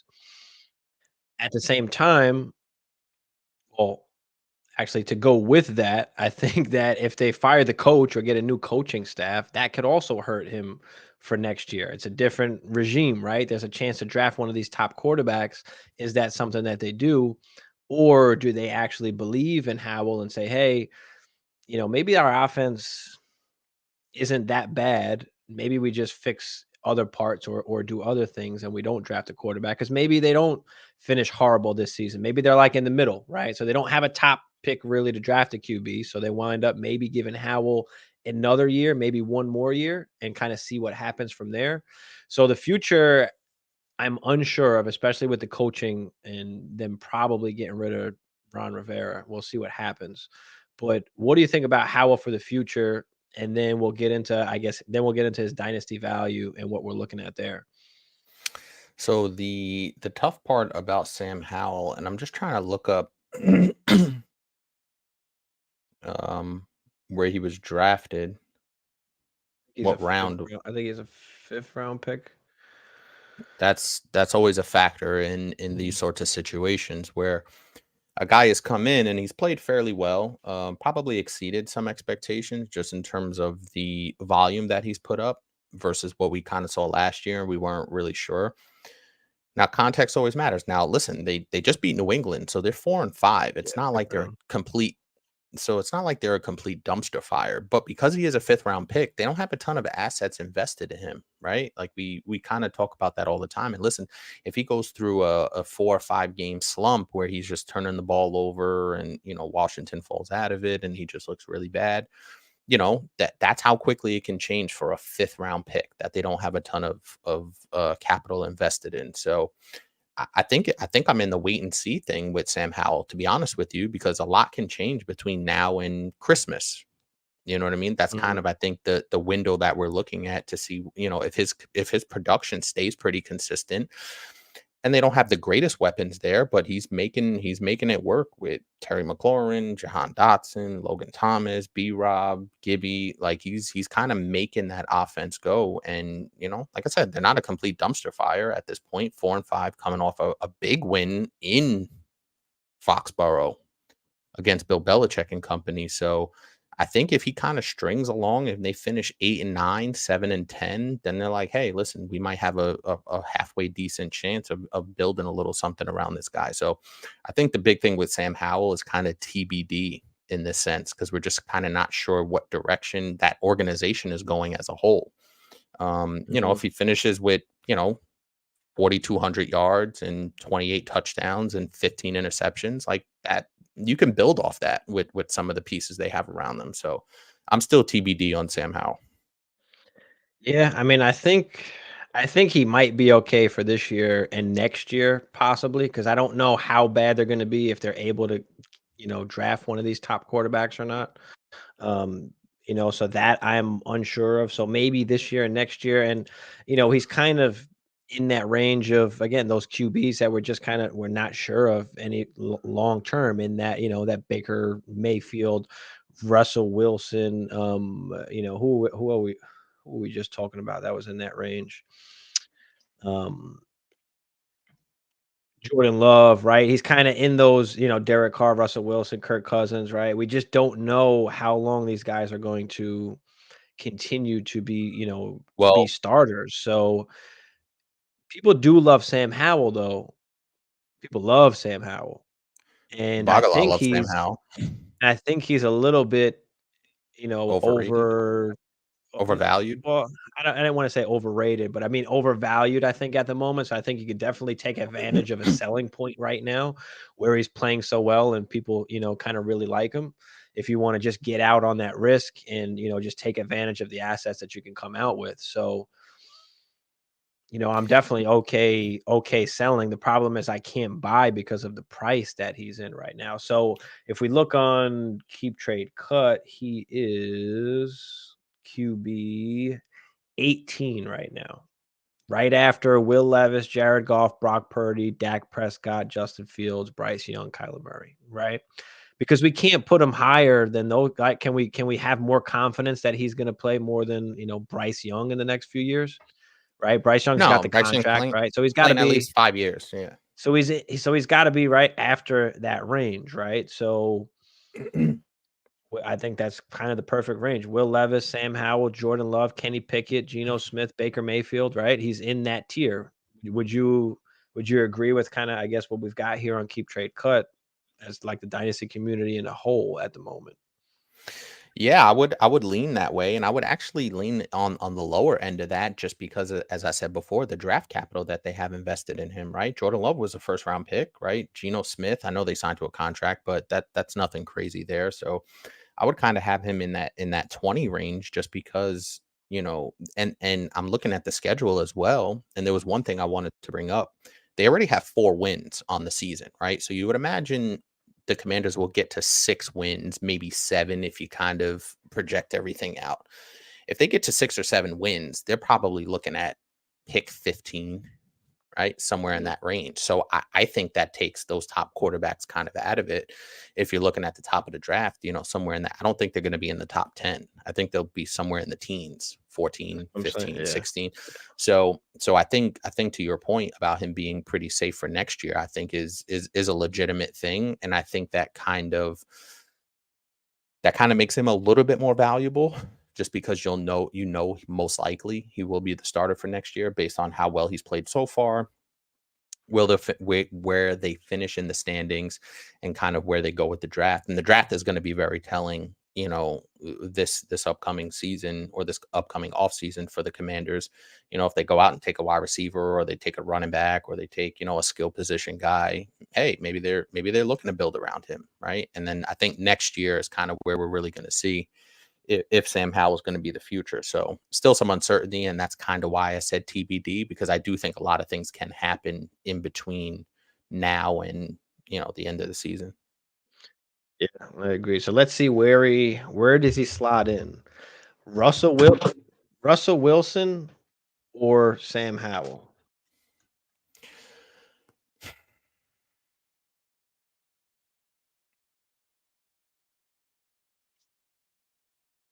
Crazy part about Russell Wilson is that he's under contract, man. Now, I don't know what the particulars are and if they can, or when, or if they can get out from under him from Russell Wilson, but there's a little more security in Russell Wilson. Now, I don't think Russell Wilson's getting any better. That's the thing. I think he's kind of in that QB 15 range, right? Sam Howell has he reached his peak fantasy production wise at QB 8 currently? I imagine they'll finish somewhere in the same. Sam Howell probably finished 12, 13. Russell probably finished 15, 14, 15, somewhere around there. That's a 50-50, but fuck it. Give me Sam Howell with the way he's looking and some upside, right? He's got some rushing upside as well. So fuck it. Give me Sam Howell. Yeah, that's a close one. Because like you said, Russell is, he is under contract. It looks like there's a potential out in 2026. So he's got at least the next 2 years, give or take. This year, Unless two they and a just half. say fuck it and somehow they find a way to get out, whatever it is. But I think you want Russell. Do you want Russell if you're contending, or do you want just Sam Howell and take the chance with that rushing ability, how he can finish, in the top there as a top 10 QB? Like, I think that's they're in the same boat for me. Yeah, that's what I'm saying. I do think that the separation isn't that great. So I think Sam Howell has shown that he can have a higher ceiling if you're looking at Yeah, this year and sure. next year. For sure. I mean, So give me I think you're the right. highest I think we have to go. I think you have to go Sam Howell. You have to go Sam Howell, I think, for the potential upside and just because he's a young QB and what you can get from him if he just even finishes the season really good compared to what you can get from Russell Wilson at this age. So yeah, I think we got to go with Sam Howell over him. Okay, so we've established that. How about Baker Mayfield? Sam Howell. Sam Howell, right? Geno Smith. Yep. That's a close one. But I think, man, because I think some of that luster of last season is kind of sliding off of Geno Smith. I think he was a little bit overvalued in the offseason. QB 24 right now, not playing very well. Sam Howell. Yeah, no, I'm going Sam Howell too. Again, just the simple upside with the age. what you can get out of him, right? Kenny Pickett. Sam Howell. Now I know Yep. Kenny Pickett was a first round pick, so they're kind of invested in him for at least the next 2+ years, with the with the 5th year option being that 3rd year thereafter. But I think Sam Howell It's has a not that good. much higher ceiling. Kenny Like, Pickett is trash. no, Kenny Pickett's not good, and he cost me some couple $100 on a parlay I did. Fuck it, fuck you, Kenny Okay. Pickett. Give me Sam Howell. Your boy Jordan Love. That's an interesting one, and maybe I'm a little too close to the situation, but Sam Howell has a higher upside right now than Jordan Love. Yeah. It's that simple. Like, Yep. I'm not gonna mince words. Sam I Howell. think Jordan Love will be the better quarterback long term, but Sam Howell right now, as it currently stands, has a much higher ceiling than Jordan Love. Give me Sam Howell there too. Now this one, I don't know if I could get behind this one, but on Keep Trade Cut, it's gotten this bad where Deshaun Watson is QB 19. He's not playing well, dude. He had a solid game, but he's not playing well, relatively speaking. He's getting hurt now all of a sudden. Yeah, I obviously he was injured, but I mean he does have at least the security of the contract and the potential to obviously play better. I mean the games he's played fully, I don't think he's been that bad. I think I have him in a few leagues. Yeah, but yeah, the eye test. Fantasy points, I mean he was 19 of 30 for 219 and 2 tutties last game. Yeah, 3 but for 22, 3 for 22 on the ground. I still feel way more comfortable with Watson than I do with Howell, so I can't put Howell over Watson. I tend to agree, but the fact that it's a conversation tells you everything you need to know. Well, I don't think it's a conversation, but it's a conversation to the community and some people, I guess. If that's what we've got here on Keep Trade Cut, but we're bringing it up here. All right. It's a conversation. How about Jared Goff? No, Jared Goff. See, Jared Goff's only 2 slots. He's only 2 slots ahead of Sam Howell. Because because of the contract situation, I guarantee if Jared Goff gets a 4 or 5 year deal in the offseason, that's going to be a completely irrelevant conversation. It's Jared Goff, and it's not particularly close. Dak Prescott. Dak's interesting. I'm still taking Dak over Sam Howell. I don't. That's not very much of a conversation to me either. Brock. How about Brock? Brock's more steady. I think I would take Brock Purdy slightly. Just slightly. Just because he has better weapons. He has a better coaching staff. He has a better, defense that he's playing with. It's Brock Purdy, but that can be a conversation to be had. Other than Deshaun Watson, basically, he is kind of in that QB 18-ish range of what they've got on QB Keep Trade Cut, of what they have him as. We might not agree on all the guys that are around there, but that's kind of where he is for us when we just kind of went through that exercise of kind of who would you rather have, basically. And he's got to be worth at least is he worth a first yet? Who's that? Sam Howell. Sam Howell worth a late first right now.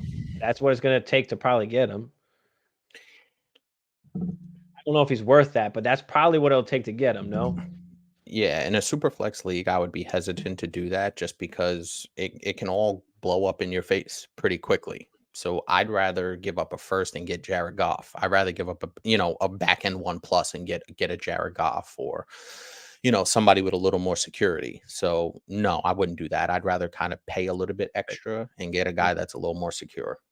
Yeah, I agree 100%. I'd rather pay a little bit extra, get something secure. Now, is there any situation where, well, I guess it just depends on the price, really, of whether you would buy Sam Howell or not. But if you had Sam Howell, what would you be selling him for? Would it be that late first? Would it be kind of an automatic smash if you had just a random first in your inbox? I'd start there. Start there? Yeah, I'd start there and see what people are willing to kind of how far I could push the envelope. Because listen, if you the way I would negotiate that, especially with a guy like him that is playing very well, you want to start you want to max him out, right? And there are people out there in super flex leagues where it's really hard to get quarterbacks that we know are going to start on a week in, week out basis and be fairly productive. So I think I would start at that back end one and then kind of work my way from there, especially if somebody's desperate enough. Yeah, for sure. I think depending on maybe it depends on the situation, but I mean, I think off season time, it's an automatic smash. Right now, you might be able to get more because people might be desperate with QB situations, you know? Mm-hmm. I think That's fair. maybe you can. Or do you just say, fuck it, I'm just taking the first. I'm not arguing, and maybe they pull it back. Like, I just smash it. I think it depends. It almost depends like how many leagues like you play in, right? Because sometimes I play in like enough leagues where I'm just like, all right, it's pretty good deal. I don't got time to fucking argue over a third or a fourth back, like, you know, or you know, if it's close in value, basically like, all right, I'll just fucking smash it. You know what I mean? Yep. So yeah, all right. So that's that. Let's get to some of these questions real quick, and then we'll move it along quick and get to the last two guys that we'll be talking about here. Lucius, what up, Lucius? Redraft is go to the drop. My IR is full. I need a tight end. Only wire options are Jonnu. I mean, what's wrong with Jonnu? He ain't been bad. Aden's been bad. Hasn't been bad either. So Yeah, you got some options there. you could drop him and then just pick him up like a week before. Like, most likely, people might not even notice that you drop them. I mean, if they got an IR slot, maybe they take him. But I mean, I don't know if I want to keep him. Like, who's in your IR right now? Like, do you really need to? I don't know if you want to just have two tight ends sitting there. Depends who you got on your bench, I guess. How deep your bench is. Yeah, I think in redraft he may be worth a drop just in terms of you want to be able to fill that spot. Obviously, pick up Jonnu if you can. Gerald Everett to a lesser degree. If somebody swoops in and takes Jonnu. But yeah, I'm not carrying two tight ends if I don't have to. Yeah. If your IR spot is already full. Goff or Mayfield, I have Mahomes on bye. Goff. Gotta be Goff. Give me 1 second. It definitely is Goff, but it almost doesn't matter who they're playing. Hold on. I mostly agree with that. Jared Goff doesn't play very well on the road, and he is in fact on the road against the Chargers, though. Jared Goff. Yeah, we're going Goff. Carl, what up, Carl? Pretty confident. Jordan Love and Bryce Young are the same guy. Just changes jerseys and takes a really fast jet. That's very disrespectful. Bryce Young is a midget. Jordan Love is actually a big, kind of strong kid. He is a bigger dude.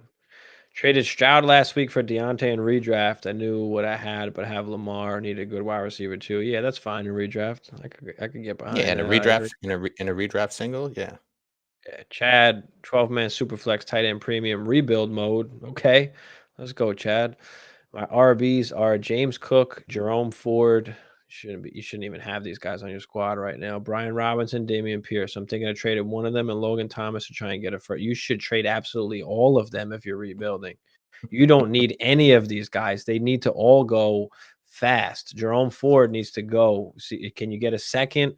If not, take a third, or you combine it in some kind of trade. Brian Robinson needs to go. Damian Pierce needs to go. James Cook needs to go. All of those running backs need to go if you're in rebuild mode. You need to just take assets for them. Worry about the running backs when you need to. But that's what I'm thinking right now. I would trade absolutely all of them that you can and get as many firsts or seconds that you can. At least 4 players. What do you think, Hammer? Yeah, I can't be mad at that, especially at the running back position. I am more likely to trade running backs if I'm rebuilding. I'm more likely to move off running back, especially Jerome Ford, B-Rob, even James Cook. Fuck it. You could probably combine these guys and maybe get a first and a second, something like that, for some of these guys. So, yeah, for sure. Well, yeah, I said look at the teams that are contending right now and who needs running backs, right? So, you know, what maybe young wide receiver do they have on their team that maybe is not doing well right now? Or, you know, I mean, Quentin Johnson is out there somewhere, right? He ain't doing well. People don't like him at all. Maybe we'll talk about him next week. Show. You know, can you trade James Cook and Damian Pierce and a wide receiver? Or can you trade those guys or trade one of those guys and a second, you know, to go get Quentin Johnson, right? Try and piece it together that way where you're getting rid of these running backs and you're trying to turn them into assets that can gain value either towards the, as the season goes on or in the off season into next season. That's what you want to do is you want to get little pieces that you that can possibly gain value into the off season. That's what I would do. That's what I would be looking to do right now. Yeah, What I do you couldn't think? I couldn't agree more. And especially, listen, we talk about running backs often on this show, and they're so volatile in terms of their value. So why not try and maximize them while you can, right? Jerome Ford is essentially in a starting-ish role. You know, he has a prominent role. He's scoring points right now. He could be valuable for somebody. James Cook, same thing. B-Rob, same thing. Damian Pierce, not so much, but some people still might like him, and he definitely at least has some value. So you kind of want to maximize that right now. Logan Thomas as well. Logan Thomas is actually a guy that's played pretty well in a tight end premium league that with Sam Howell, we just talked about slinging it around. Logan Thomas has been the beneficiary of some of that. Yeah, and let me give you an example of just one of my teams that I am rebuilding it, and more of like a retool, not even a rebuild. But I'm not going to win this year, and I'll most likely have the 101. But my quarterbacks are set, and I've got some good weapons. But my running backs my starting running backs are Amir Abdullah and Salvin Ahmed. Okay. On my bench, Yeah. I have Elijah Dotson, Ronnie Rivers, Sean Tucker, Boston Scott. I mean, because I traded any running back that was of value to somebody to just get something out of them and to grab a pick. And I don't have to make the pick, whether it was a third round pick. I traded Demercado the other day. I got a fourth round pick. I don't necessarily have to make that pick, but somebody's going to want it at some point in time, or even when we get to that draft. And There's if I don't value like there. what's there, I could always just trade that pick away and say, you know what, give me a third for next year, or give me a fourth on next year. And now I have an extra piece so that when I am contending, now I can use that piece next year. I don't have to make the pick this year, but it's just something that's going to gain value, and you're just going to have the flexibility to kind of decide what you want to do with that pick instead of holding a guy like Jerome Ford, who next year is probably not even going to, play much at all. Yeah. So, yeah. They're just replaceable running backs. So get rid of them to somebody that needs them and see what you can get. This seemed like a good move. Could Ford continue to be a starter somewhere? Feel like he's undervalued in my league. No, he's not undervalued. He's properly valued where people just don't want him. It's very hard to get a second round pick for Jerome Ford. So if you can get a third, you just take it. I wasn't able to get a third in some leagues. I had to take a fourth. In other leagues, I got a third for him. In one league, I got a second for him, but I had to add a little piece, to get the second. So yeah, I would just take any draft pick. Don't be greedy. Don't hold on to him. Nobody's gonna want to pay for him. Just take, what you can get. Wins Adams and Amari Cooper for Bijan and Garrett Wilson.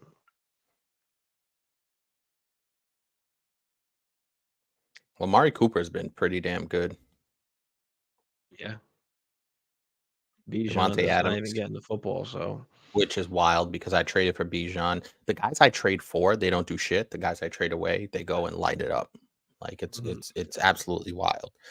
I would imagine this is redraft.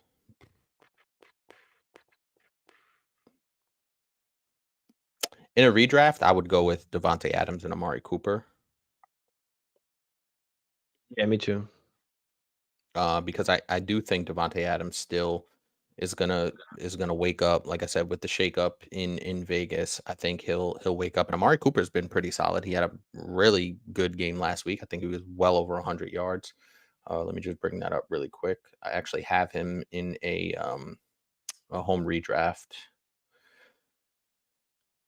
Amari Cooper, wide receiver 19. Yeah, 5 for 139 and a touchdown. So Amari Cooper's been pretty solid. He's had some dud games, but he's had some really explosive games. So give me Amari Cooper and Devontae Adams. Yeah. That's not the one I was looking for. Addison versus New Orleans, Deontay versus Green Bay, or Collins.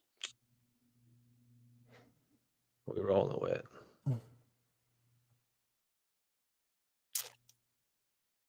That's a tough one.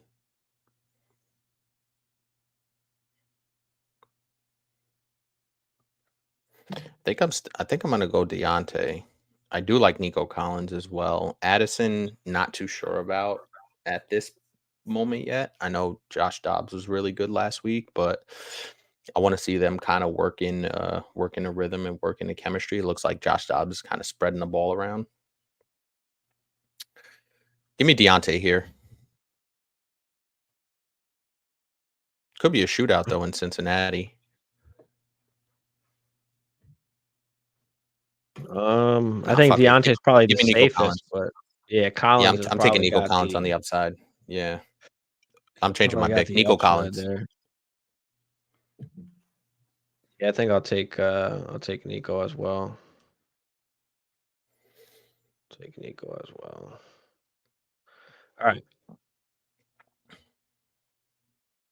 Great wide receivers: Chase, Wilson, JSN, Flowers, Puka, QJ. Okay, running backs just scare me. I mean, don't worry about it for right now. Worry about that next year. You got to take it year to year. People get hurt. A ton of things change in the offseason. You know, people get drafted to teams. Just don't worry about the running backs right now. Wait till next season, then you can make moves to start getting running backs. Like if you're not contending this year, don't worry about the running backs because even those running backs that you have, they're not going to mean anything next year. Like so, most likely. So just don't worry about it right now. Get them off for your team. Get the points off for your team so you can get a better draft pick.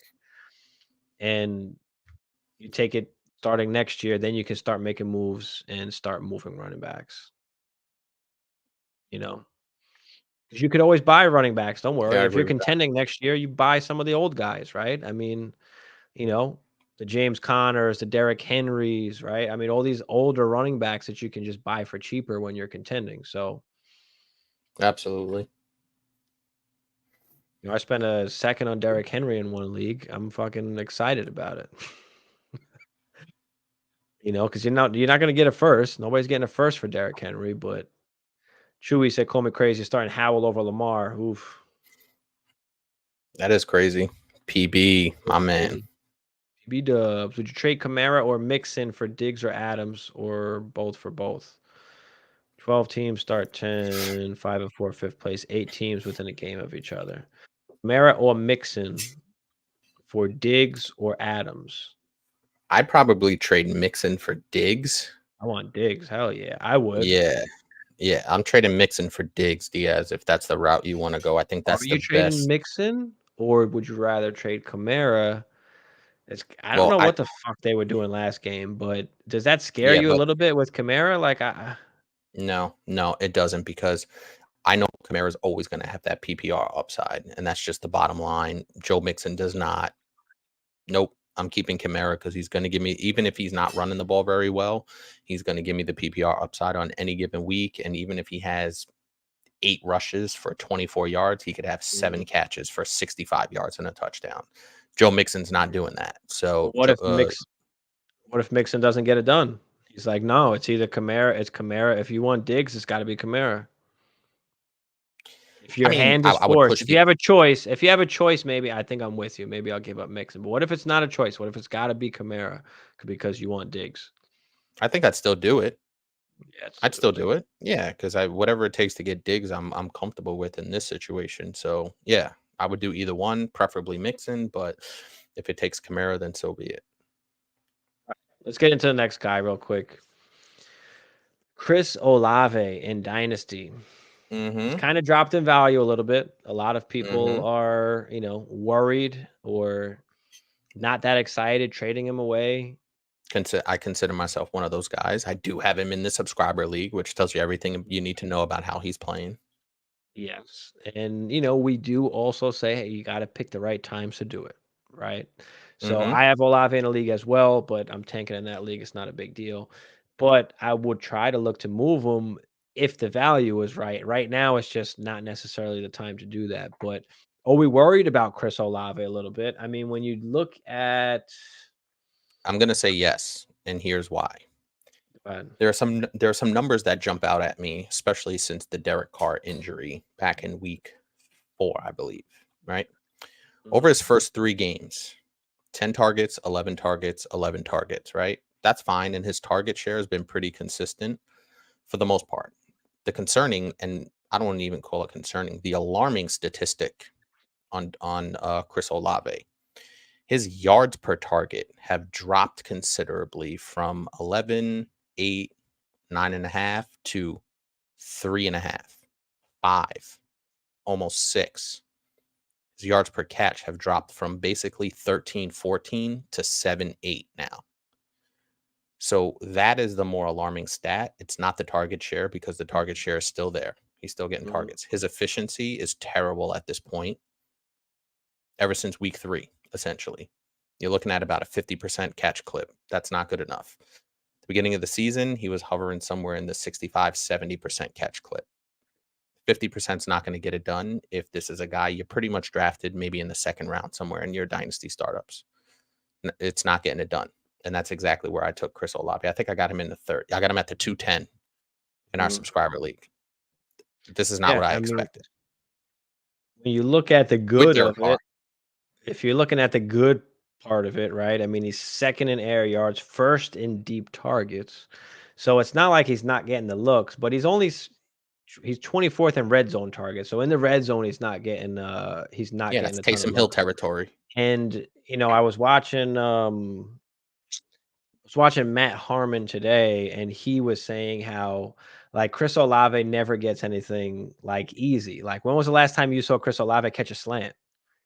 He doesn't run slants. Less than 10% of the time he's running a slant, where, some of these other wide receivers, where they're getting some of these easy ones where it's just, those quick slants or something like that, get them going, get the ball in their hands, right? That's not happening with Chris Olave. He's more down the field, which obviously is great because he's a good route runner. But at some point, you've got to just kind of get the ball to your guy and just kind of let him do his thing and let it happen. Like, design a way to get him the football any way possible. It doesn't always have to be, downfield, especially if it's not working, right? Yep. So yeah, and if you look at last year, we would consider that a pretty good rookie season with pretty bad quarterback play. His yards per catch are down about 3. His yards per target are down 2 yards per target, down 3 yards a catch. So it's so hit and miss, and I really expected a lot better. His best game essentially came in week 1, where he caught 8 out of 10 for 100 yards. And that's been essentially his best game, was in week 1. Out of first 3 weeks, he was really good. After that, not so much. He does have 2 touchdowns in the last 5 games, but it's just it's not enough. From the talent perspective, he's playing with a quarterback that can get him the ball in Derek Carr, or you at least would think be able to get him the ball in Derek Carr, but it just hasn't been quite what we expected. And the snap percentage is kind of taking a little bit of a dip, where he was pretty much in the 80s. Now he's in the 70s. I don't know how much of a concern that is. Shaheed getting some deep targets as well. I don't know if that kind of takes away from his big play potential. And he's getting the targets, right? It's just not all connecting. So reception perception for this year, slant on 9% of his routes. No one else ran fewer slants, other than Flowers and Dotson. And he's goes on to basically say he thinks Olave is playing like a top 20 wide receiver, but we think and feel like he should be playing like a top 10 wide receiver. His success rate against zone and press are both, great, over 80%. And, man coverage is down a little bit this year to 71, but it's still, fine. It's nothing necessarily to be worried about. So I think it's just a mixture of a little bit of everything, and just the whole dynasty community as a whole is a little bit down on him. Let me pull up what we've got here on Keep Trade Cut. He's still wide receiver 9. I think he was as high as like wide receiver 7 at some point. Yeah, he's wide receiver 9 right now. And we'll talk about some of these names here and see if kind of we necessarily agree with that. But JJ Chase, AJ Brown, CD, Amon Ra, Cheetah, Garrett Wilson, Waddle, or maybe that's a combo. I don't know. Let's stop at Garrett Wilson. Do any of those guys beforehand? Garrett Wilson, Cheetah, Amon Ra, CD, AJ Brown, Jamar Chase, JJ. He's not in that range, right? Throw Waddle in there. We'll throw Waddle in there too. Okay, boom. Stephon Diggs. I think at this point, right? Kind of Nope. almost Keep neck going. and neck. If you need a young wide receiver, like I'm okay with coming off and trading and taking Olave. But I mean, Jordan Addison. No, I think I like Chris Olave more than Jordan Addison. I think Addison is down a little bit more. I think Chris Olave just has that possible wide receiver 1, upside. Yeah, I would agree. And I think that the fact that he plays opposite Justin Jefferson, Kirk Cousins is probably not going to be like if Kirk Cousins was, 7 years younger and I knew, that combination was going to be together for a while, then that would be more of a legitimate conversation. But I think you're pretty right on the money with that one. All right, so he's basically right at the fringe, top 10-ish. How about Devonta Smith?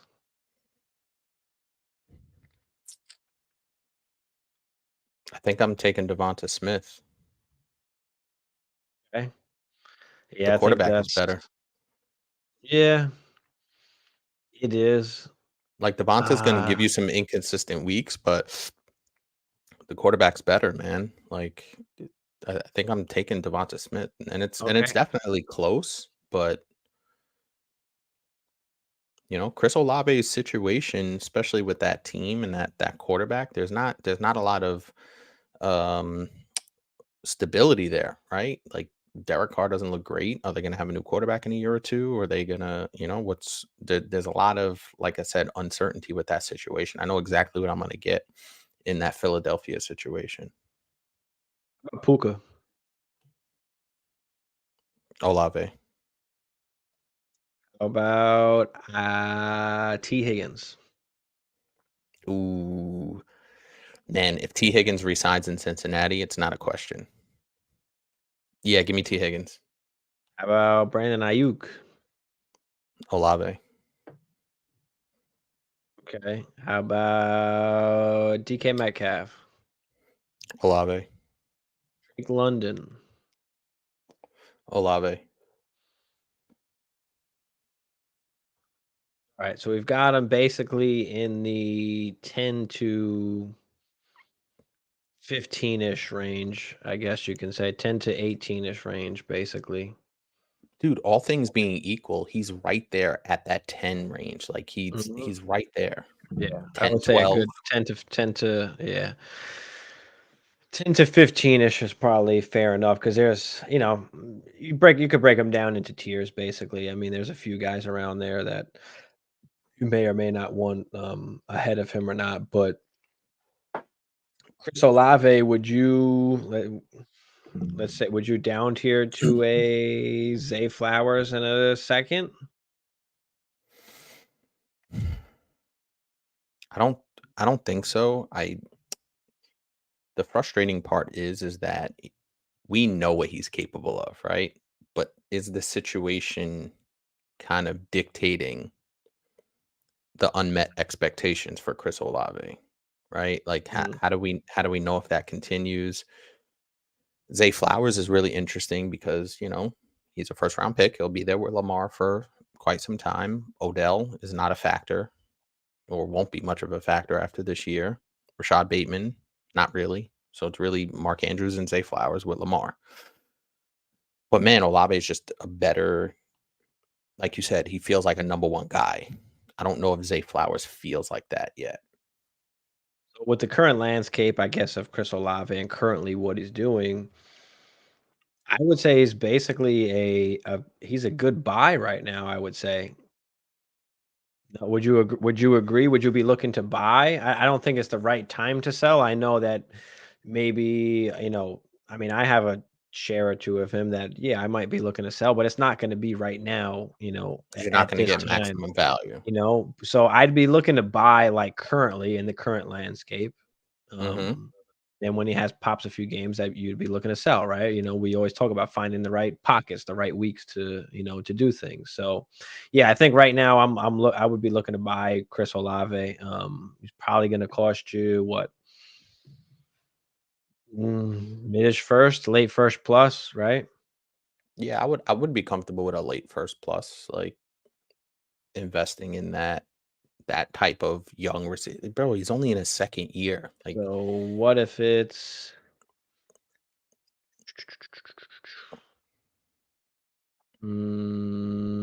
George Pickens and a late first for Chris Olave? yep, You do that? Okay. yep. Let's see how far up we can go. Michael Pittman in a late first for Chris Olave. Ooh, Hmm. Michael Pittman looks good. A lot better than I thought he would be this year, to be honest with you. You said you were off Michael Pittman for this year, and he's played very well. And I was wrong, and now I have him on my dynasty team. I think I'm holding on to Pittman in the first. Yeah, I think I'll do that too. I don't know how much further we can go up here. I mean, DJ Moore, I think that's a tough situation. We're getting into the tough range there. What if we go down? Christian Kirk? Late first, get Chris Olave? No. Well, to get him, yeah. To buy, I wouldn't. Yeah. Okay. How about... I guess that's kind of... It's as low as really... See, the problem with Olave is it's hard to judge his true value because we know what his true value would be if all things were equal, but all things are not equal right now. So you kind of are you taking 80 cents on the dollar? You know what I mean? Like that's the kind of situation you find yourself in. So it's really hard to equate his true value to, a first round plus, but that plus is really what the difference is. Depending what you need. I agree. So yeah, I mean, I wouldn't say I'm worried about Olave, but I'd be looking to buy in the current market, and I'd be, possibly looking to sell if that value kind of comes back up. Can you kind of tear down once that value goes up, right?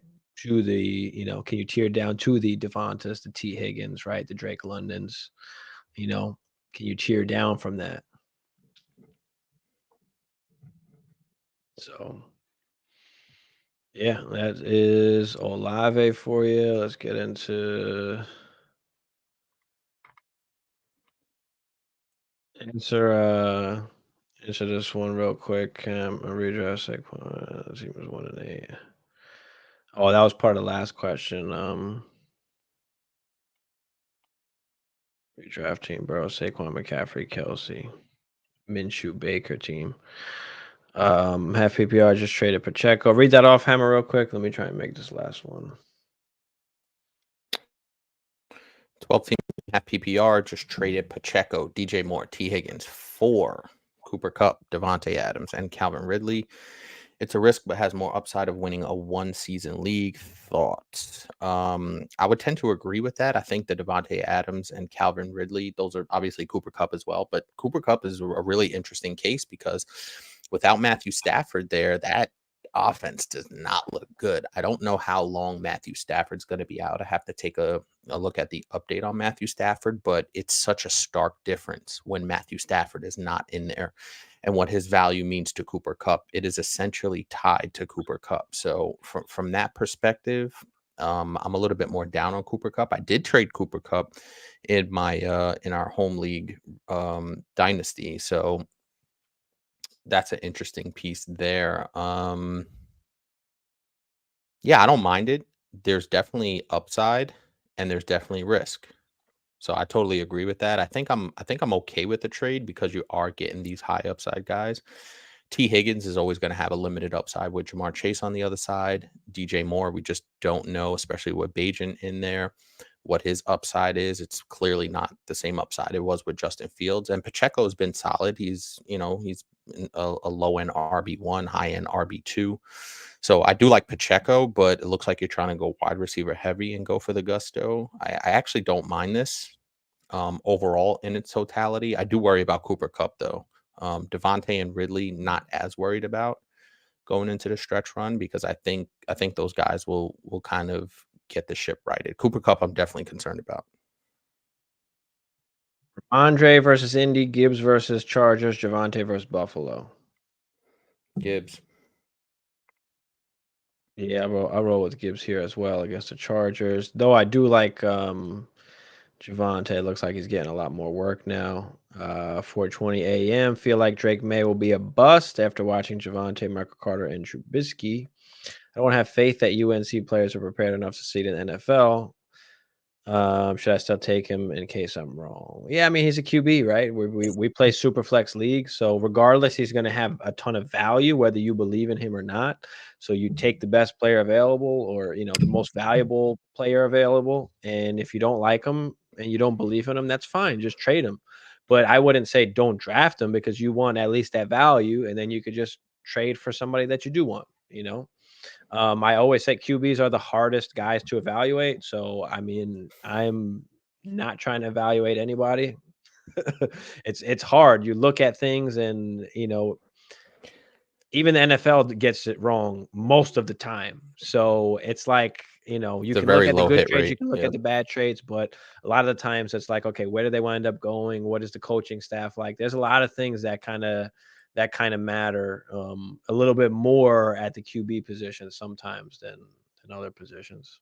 That's exactly the spot I was going to touch on is, and I talked about this a little bit earlier, is the situation matters, like where he gets drafted, who he's surrounded by, what his coaching staff is. And listen, sometimes, especially if you're going to get drafted very high, like we anticipate Drake May will be 1, 2, 3, somewhere in that range, right? It's going to be to a not very good team. So, and a lot of those teams that have those high draft picks, that the coaching staff sometimes is on the hot seat, right? So sometimes there may be a coaching change or a regime change that we see happening, very quickly with these young quarterbacks. So, offensive coordinators change all the time, stuff like that. So you want to see him go to at least what situation he goes into.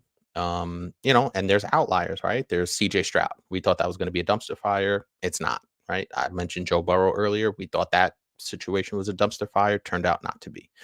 So there are a lot of factors that go into it. You kind of have to wait and see. But if you do feel that way, as Steve said, draft him and then trade him, because he's a quarterback in a super flex league, and has high value. Yep. Vito said McBride or Taysom. We'll go Taysom. Yeah, it's got to be Taysom We'll here. go Taysom. Ryan said 2 viewers and can't acknowledge a question in the chat. That's insane. Actually, Ryan, there's been about 15 to 20 people and over. We're streaming in a bunch of different places. Maybe on Twitch it was only 2 viewers. So sorry I didn't get to your question quick enough.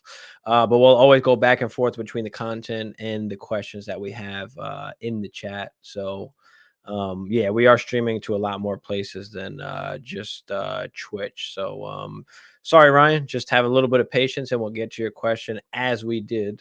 Appreciate you though. Daniel's 4 and 5. He has Lamar, Herbert, Pollard, Swift, Jones, Edwards, Chase, Higgins, Collins, Ayuk, Metcalf, and Laporta. Should he keep his team or make some trades? Lamar and Herbert. Daniel, is this Dynasty? I just want to make sure here, or is this just redraft? Chase, Higgins, Collins, Ayuk, Metcalf, and Laporta. You got good players. No, Your yeah, running backs are a you've got little. great. Yeah. Unless you can tier up and trade, 2-for-1s or something like that at running back or wide receiver, Yeah, we always talk about, especially if you're in redraft and you're in a situation where you're 4 and 5, you kind of, at this point, you just have to go for the gusto, right? You're probably sitting somewhere in the middle of the pack. So do a 2-for-1 and try and see if you can land. See if you can land. I don't know who you would target, especially if you're at the running back position, or would you combine and try and get another receiver, right? Yeah, you could do it. Yeah, I'd probably do that. I do that. You know, Trade would you Metcalf trade? and Ayuk or something like that. I trade Nico Collins and Nico Metcalf. Collins too. Any Yeah, combination. any of them. Any of them. I But yeah, agree. you've got good upside. You can definitely make a run. Yeah, find a team that needs some wide receivers and try and do the old 2-for-1 and see what up. Yeah, said dude is bullshitting, wants a plus on top of my RBs for Diggs. I'd probably want a +2 to be honest, but what kind of plus is he asking for, Diaz? What kind of plus is he asking for? You know, what kind of Diaz plus is always he wheeling and asking dealing. for? All right, but let's get into the last one because we've been talking about him a little bit lately. We've been talking about it for even not contending teams that are rebuilding. Is it possible that you can kind of snag away JSN, or is it too late at this point? Now that he's starting a little bit to emerge, I think he led the league in targets last game. Didn't play last game well at all, but I think he was like 6 of 7. Where the hell is it? I think he had 40. What do you have? 50. Here it is. Hold on. It was a solid game. Hold on. Here it is. So yeah, led the team in targets. No, Lockett led the team in targets with 8, but JSN was right behind him with 7. So 7 targets for JSN, 6 for 63. DK only 1 for 50 on 4 targets. I know he's been a little bit banged up lately, as well, but they've been playing a lot more of the slot wide receiver sets, the 11 personnel, and just kind of getting him a little bit more involved. So it's encouraging to see. Obviously, it's not a great situation, right? We knew that coming in. He's sitting behind DK and Tyler Lockett, 2 Pro Bowl wide receivers that have been on this team. So, we have to have a little bit of patience with JSN, not only for those reasons, but he also didn't he get surgery on the wrist? He had the wrist injury, in Mhm. the during camp, Late in the during off. Yeah, preseason, late in the right? preseason. During preseason, and he also last year, if we don't, remember, right? He didn't play football at all. He had the injury that last season of college and didn't play at all. So, there's a lot of things that are kind of into the mix with JSN, but we can see kind of what he can do, how he can command targets, and what he can do on the football field. So it is encouraging to see, and you can possibly snag him away before it gets too late. Because once the breakout game comes, like it might be too late at that point. So what are we doing with JSN, Hammer? Are you buying into JSN, or are you still a little bit skeptical? Obviously, the situation isn't great, but what do you feel about JSN at the moment? I wouldn't say I'm skeptical per se. I just kind of think it's a situation that we all, kind of, or we both saw at the beginning of the season, or fuck that, even back to the draft. We're like, Seattle, okay, that's a little interesting. They have 2 good receivers. I know Lockett's a little bit older.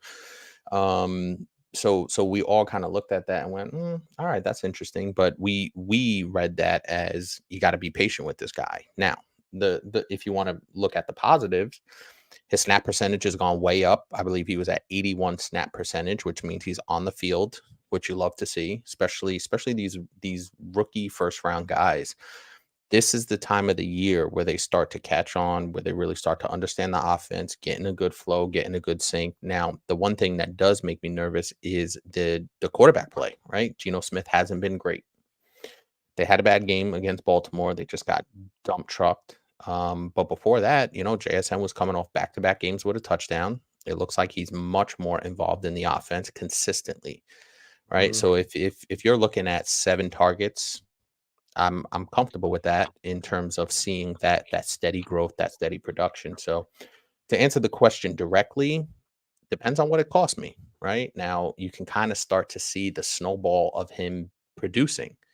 So does it look like that big game is kind of ready to happen? Yeah, it kind of looks like it, right? He might go out there and give you a 7 catch for 100 yards and a touchdown, and then all of a sudden it's, back to where he was before the draft or leading up to the draft. So if you want to buy in now, there still may be some frustration because it hasn't been a take you over the top, standout type game that we've seen from some of these rookie wide receivers. So yeah, so I would go out there, inquire what it costs. If it's relative to the production that you've seen so far, then yeah, maybe it's a value, right? If people are still asking for 2 first-round picks, that's a bit steep for him right now, Should and be you able to really get kind of him for cheaper, right? I think you would think right now, you probably, would think you depending would on the think team that he's on, depending who has him, right? yeah, you would think, and I think it, like I said, all depends on what the cost is. There's a lot of similar to Olave from the standpoint of we know kind of what the ceiling can be. We just haven't seen it yet. So am I giving up too much if I go a first plus? That's kind of what you have to wrestle with. And if you think you and if Definitely. you think he projects out to, an eventual top 10 wide receiver, then yeah, maybe you go for it. But it's kind of hard to wrestle with it right now based on what you've seen has been, very mediocre production outside of the touchdowns. Yeah, I mean, he's right now wide receiver 16 on keep trade cut. He's going to cost at least a midish first, especially after what people spent on him. Can you snag him away for a late first or a late first plus, depending on who has him? Yes, I would absolutely try and go and do that if you can.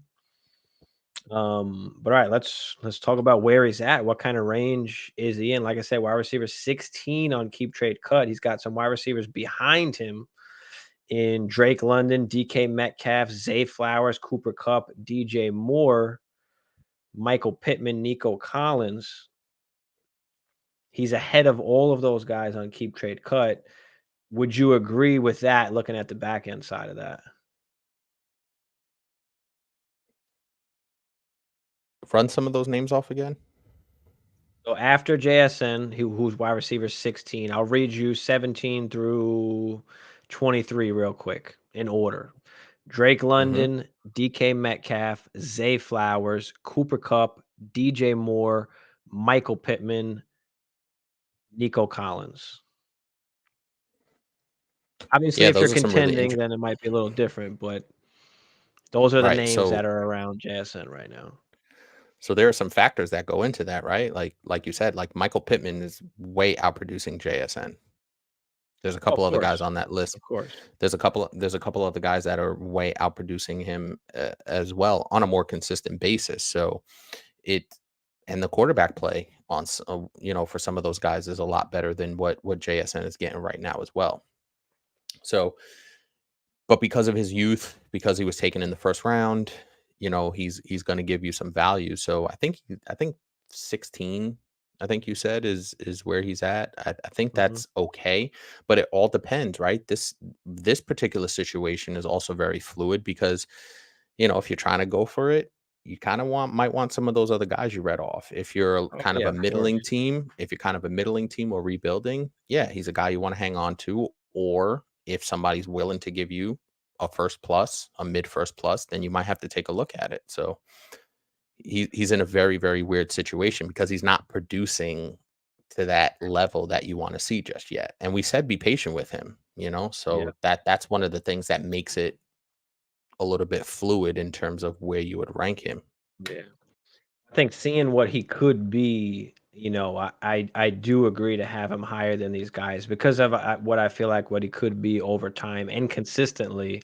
I feel like he's has a higher floor than kind of all those guys that we talk. Drake London is close. They're back to back in these rankings, and they're pretty much back to back to me. But ahead of JSN, there's guys like T. Higgins, Brandon Ayuk, Devonta Smith, Puka, Addison.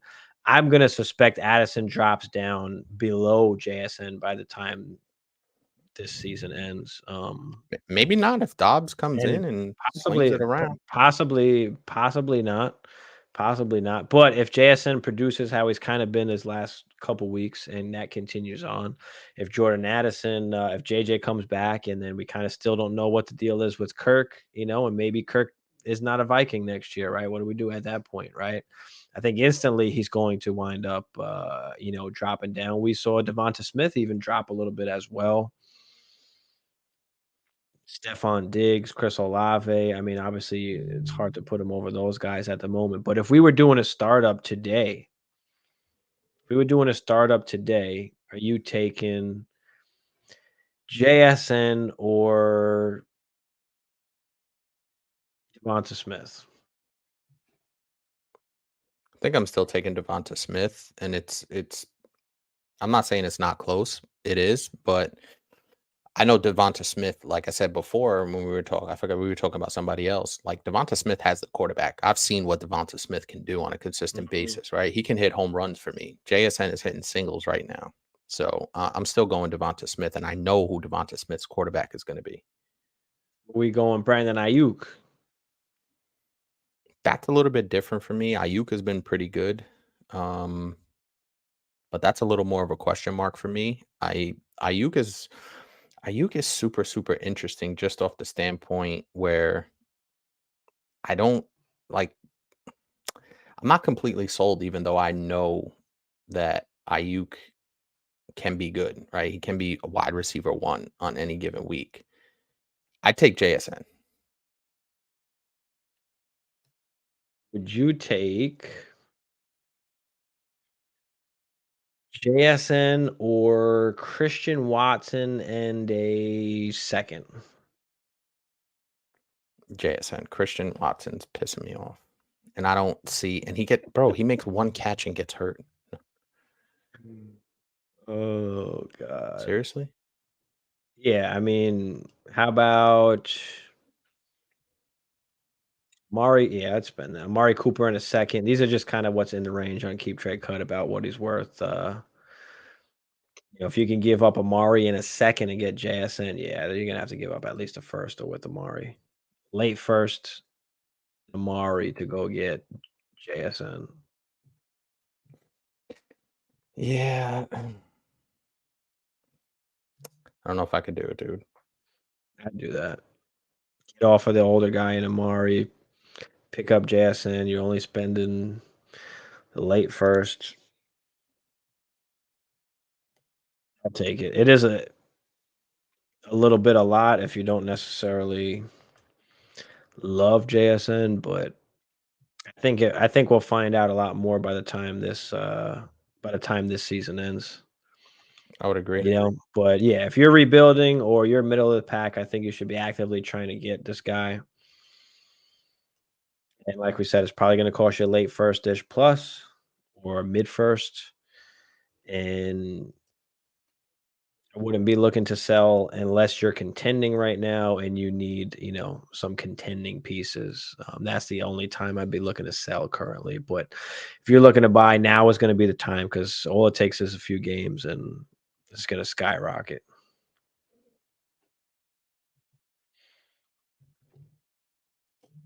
All right, Caddy. Barkley, would you trade Rashard and Garrett for Cup? Yeah, sure. You got Walker, Barkley, and Hall? Yeah, sure. I don't know. Hold on. Let me look at Matthew Stafford because He's not playing. Well, he didn't play, and I think they got the bye week, so he should be all right after that, or if they sit him again.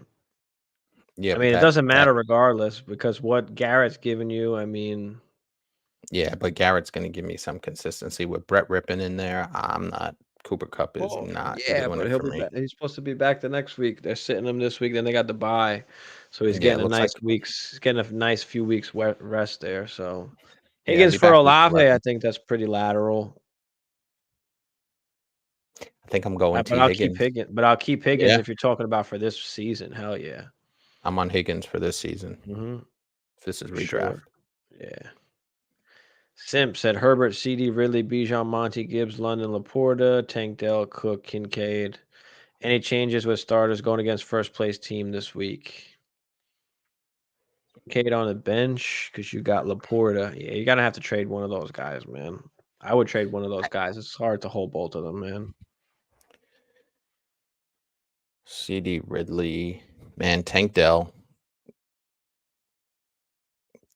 The problem with Tank Dell is you just don't know when he's going to have his boom or bust weeks. That's the problem, right? He had a couple of bust weeks, and then last week he went boom.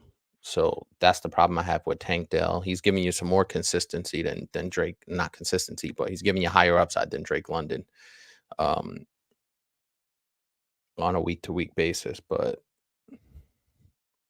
yeah, I think I'm okay there. Bijan's letting you down big time. Yeah.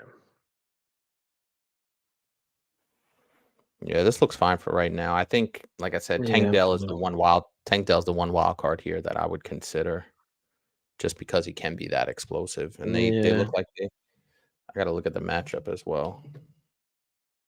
I think I could play him over London or Ridley, though. I think I'd still play those guys. I mean, I think it's a combo, but Playing the Bengals. London playing. You got to see if London even plays also as well. I mean, I know he's got the injury, so if you wanted to play it safe and just say, fuck it, I want to play Tank Dell instead, then that's fine. I think it's, they're similar. Drake London's at Arizona. Oh, okay. But the problem with that is that Tank Dell plays at 1 o'clock. Drake London's at 4. Mm. So that could so we got to continue to see what happens during the week with London. I think it's very early, so, we'll see what happens on Friday, Saturday. But yeah. That pretty much wraps it up for the night, guys. Throw any last second questions in the chat. We'll get to them real quick before we dip up out of here. Hopefully you guys enjoyed the show, enjoyed the time here. Smash that like for us, hit that subscribe if it's your first time here and you enjoyed the show. We're here a few nights a week, Tuesdays, Fridays, Saturday nights. We're live, so come through at any point. Dynasty or redraft questions. Tuesday is just specifically our kind of Dynasty night, so we have the show here on the 420 Fantasy Hustler Network. Appreciate Hus if you're out there for letting us, stream the show on there as well. So we're streaming both channels on Tuesdays for Dynasty.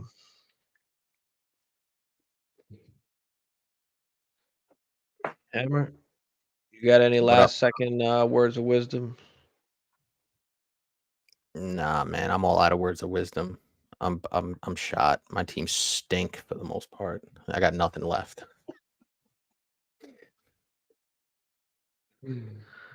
Oh man, it's been that bad. Yeah, appreciate everybody that came out, guys. You guys are awesome. See y'all Friday or Saturday night. Yeah, we're on the road to 1K, so help us out. Join the fam. Join the crew.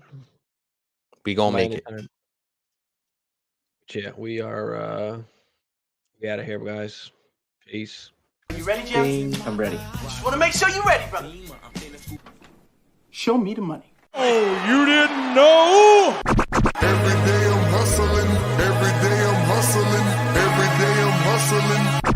Put my shoes on, you wouldn't last a mile. Summertime, wintertime, I'm on the grind. Yeah, I got the ring, I'm the champ, I'm the genie of the lamp. This is the gift I was given, so I just live by my hustle. It's all about the Benjamins, baby. Yeah. It's all about the Benjamins, baby. Yeah. It's all about the Benjamins, baby. Yeah, I keep me put in my pocket. It don't make sense, but don't make a profit. It's all a hustle, ladies and homies. Make money, money, money.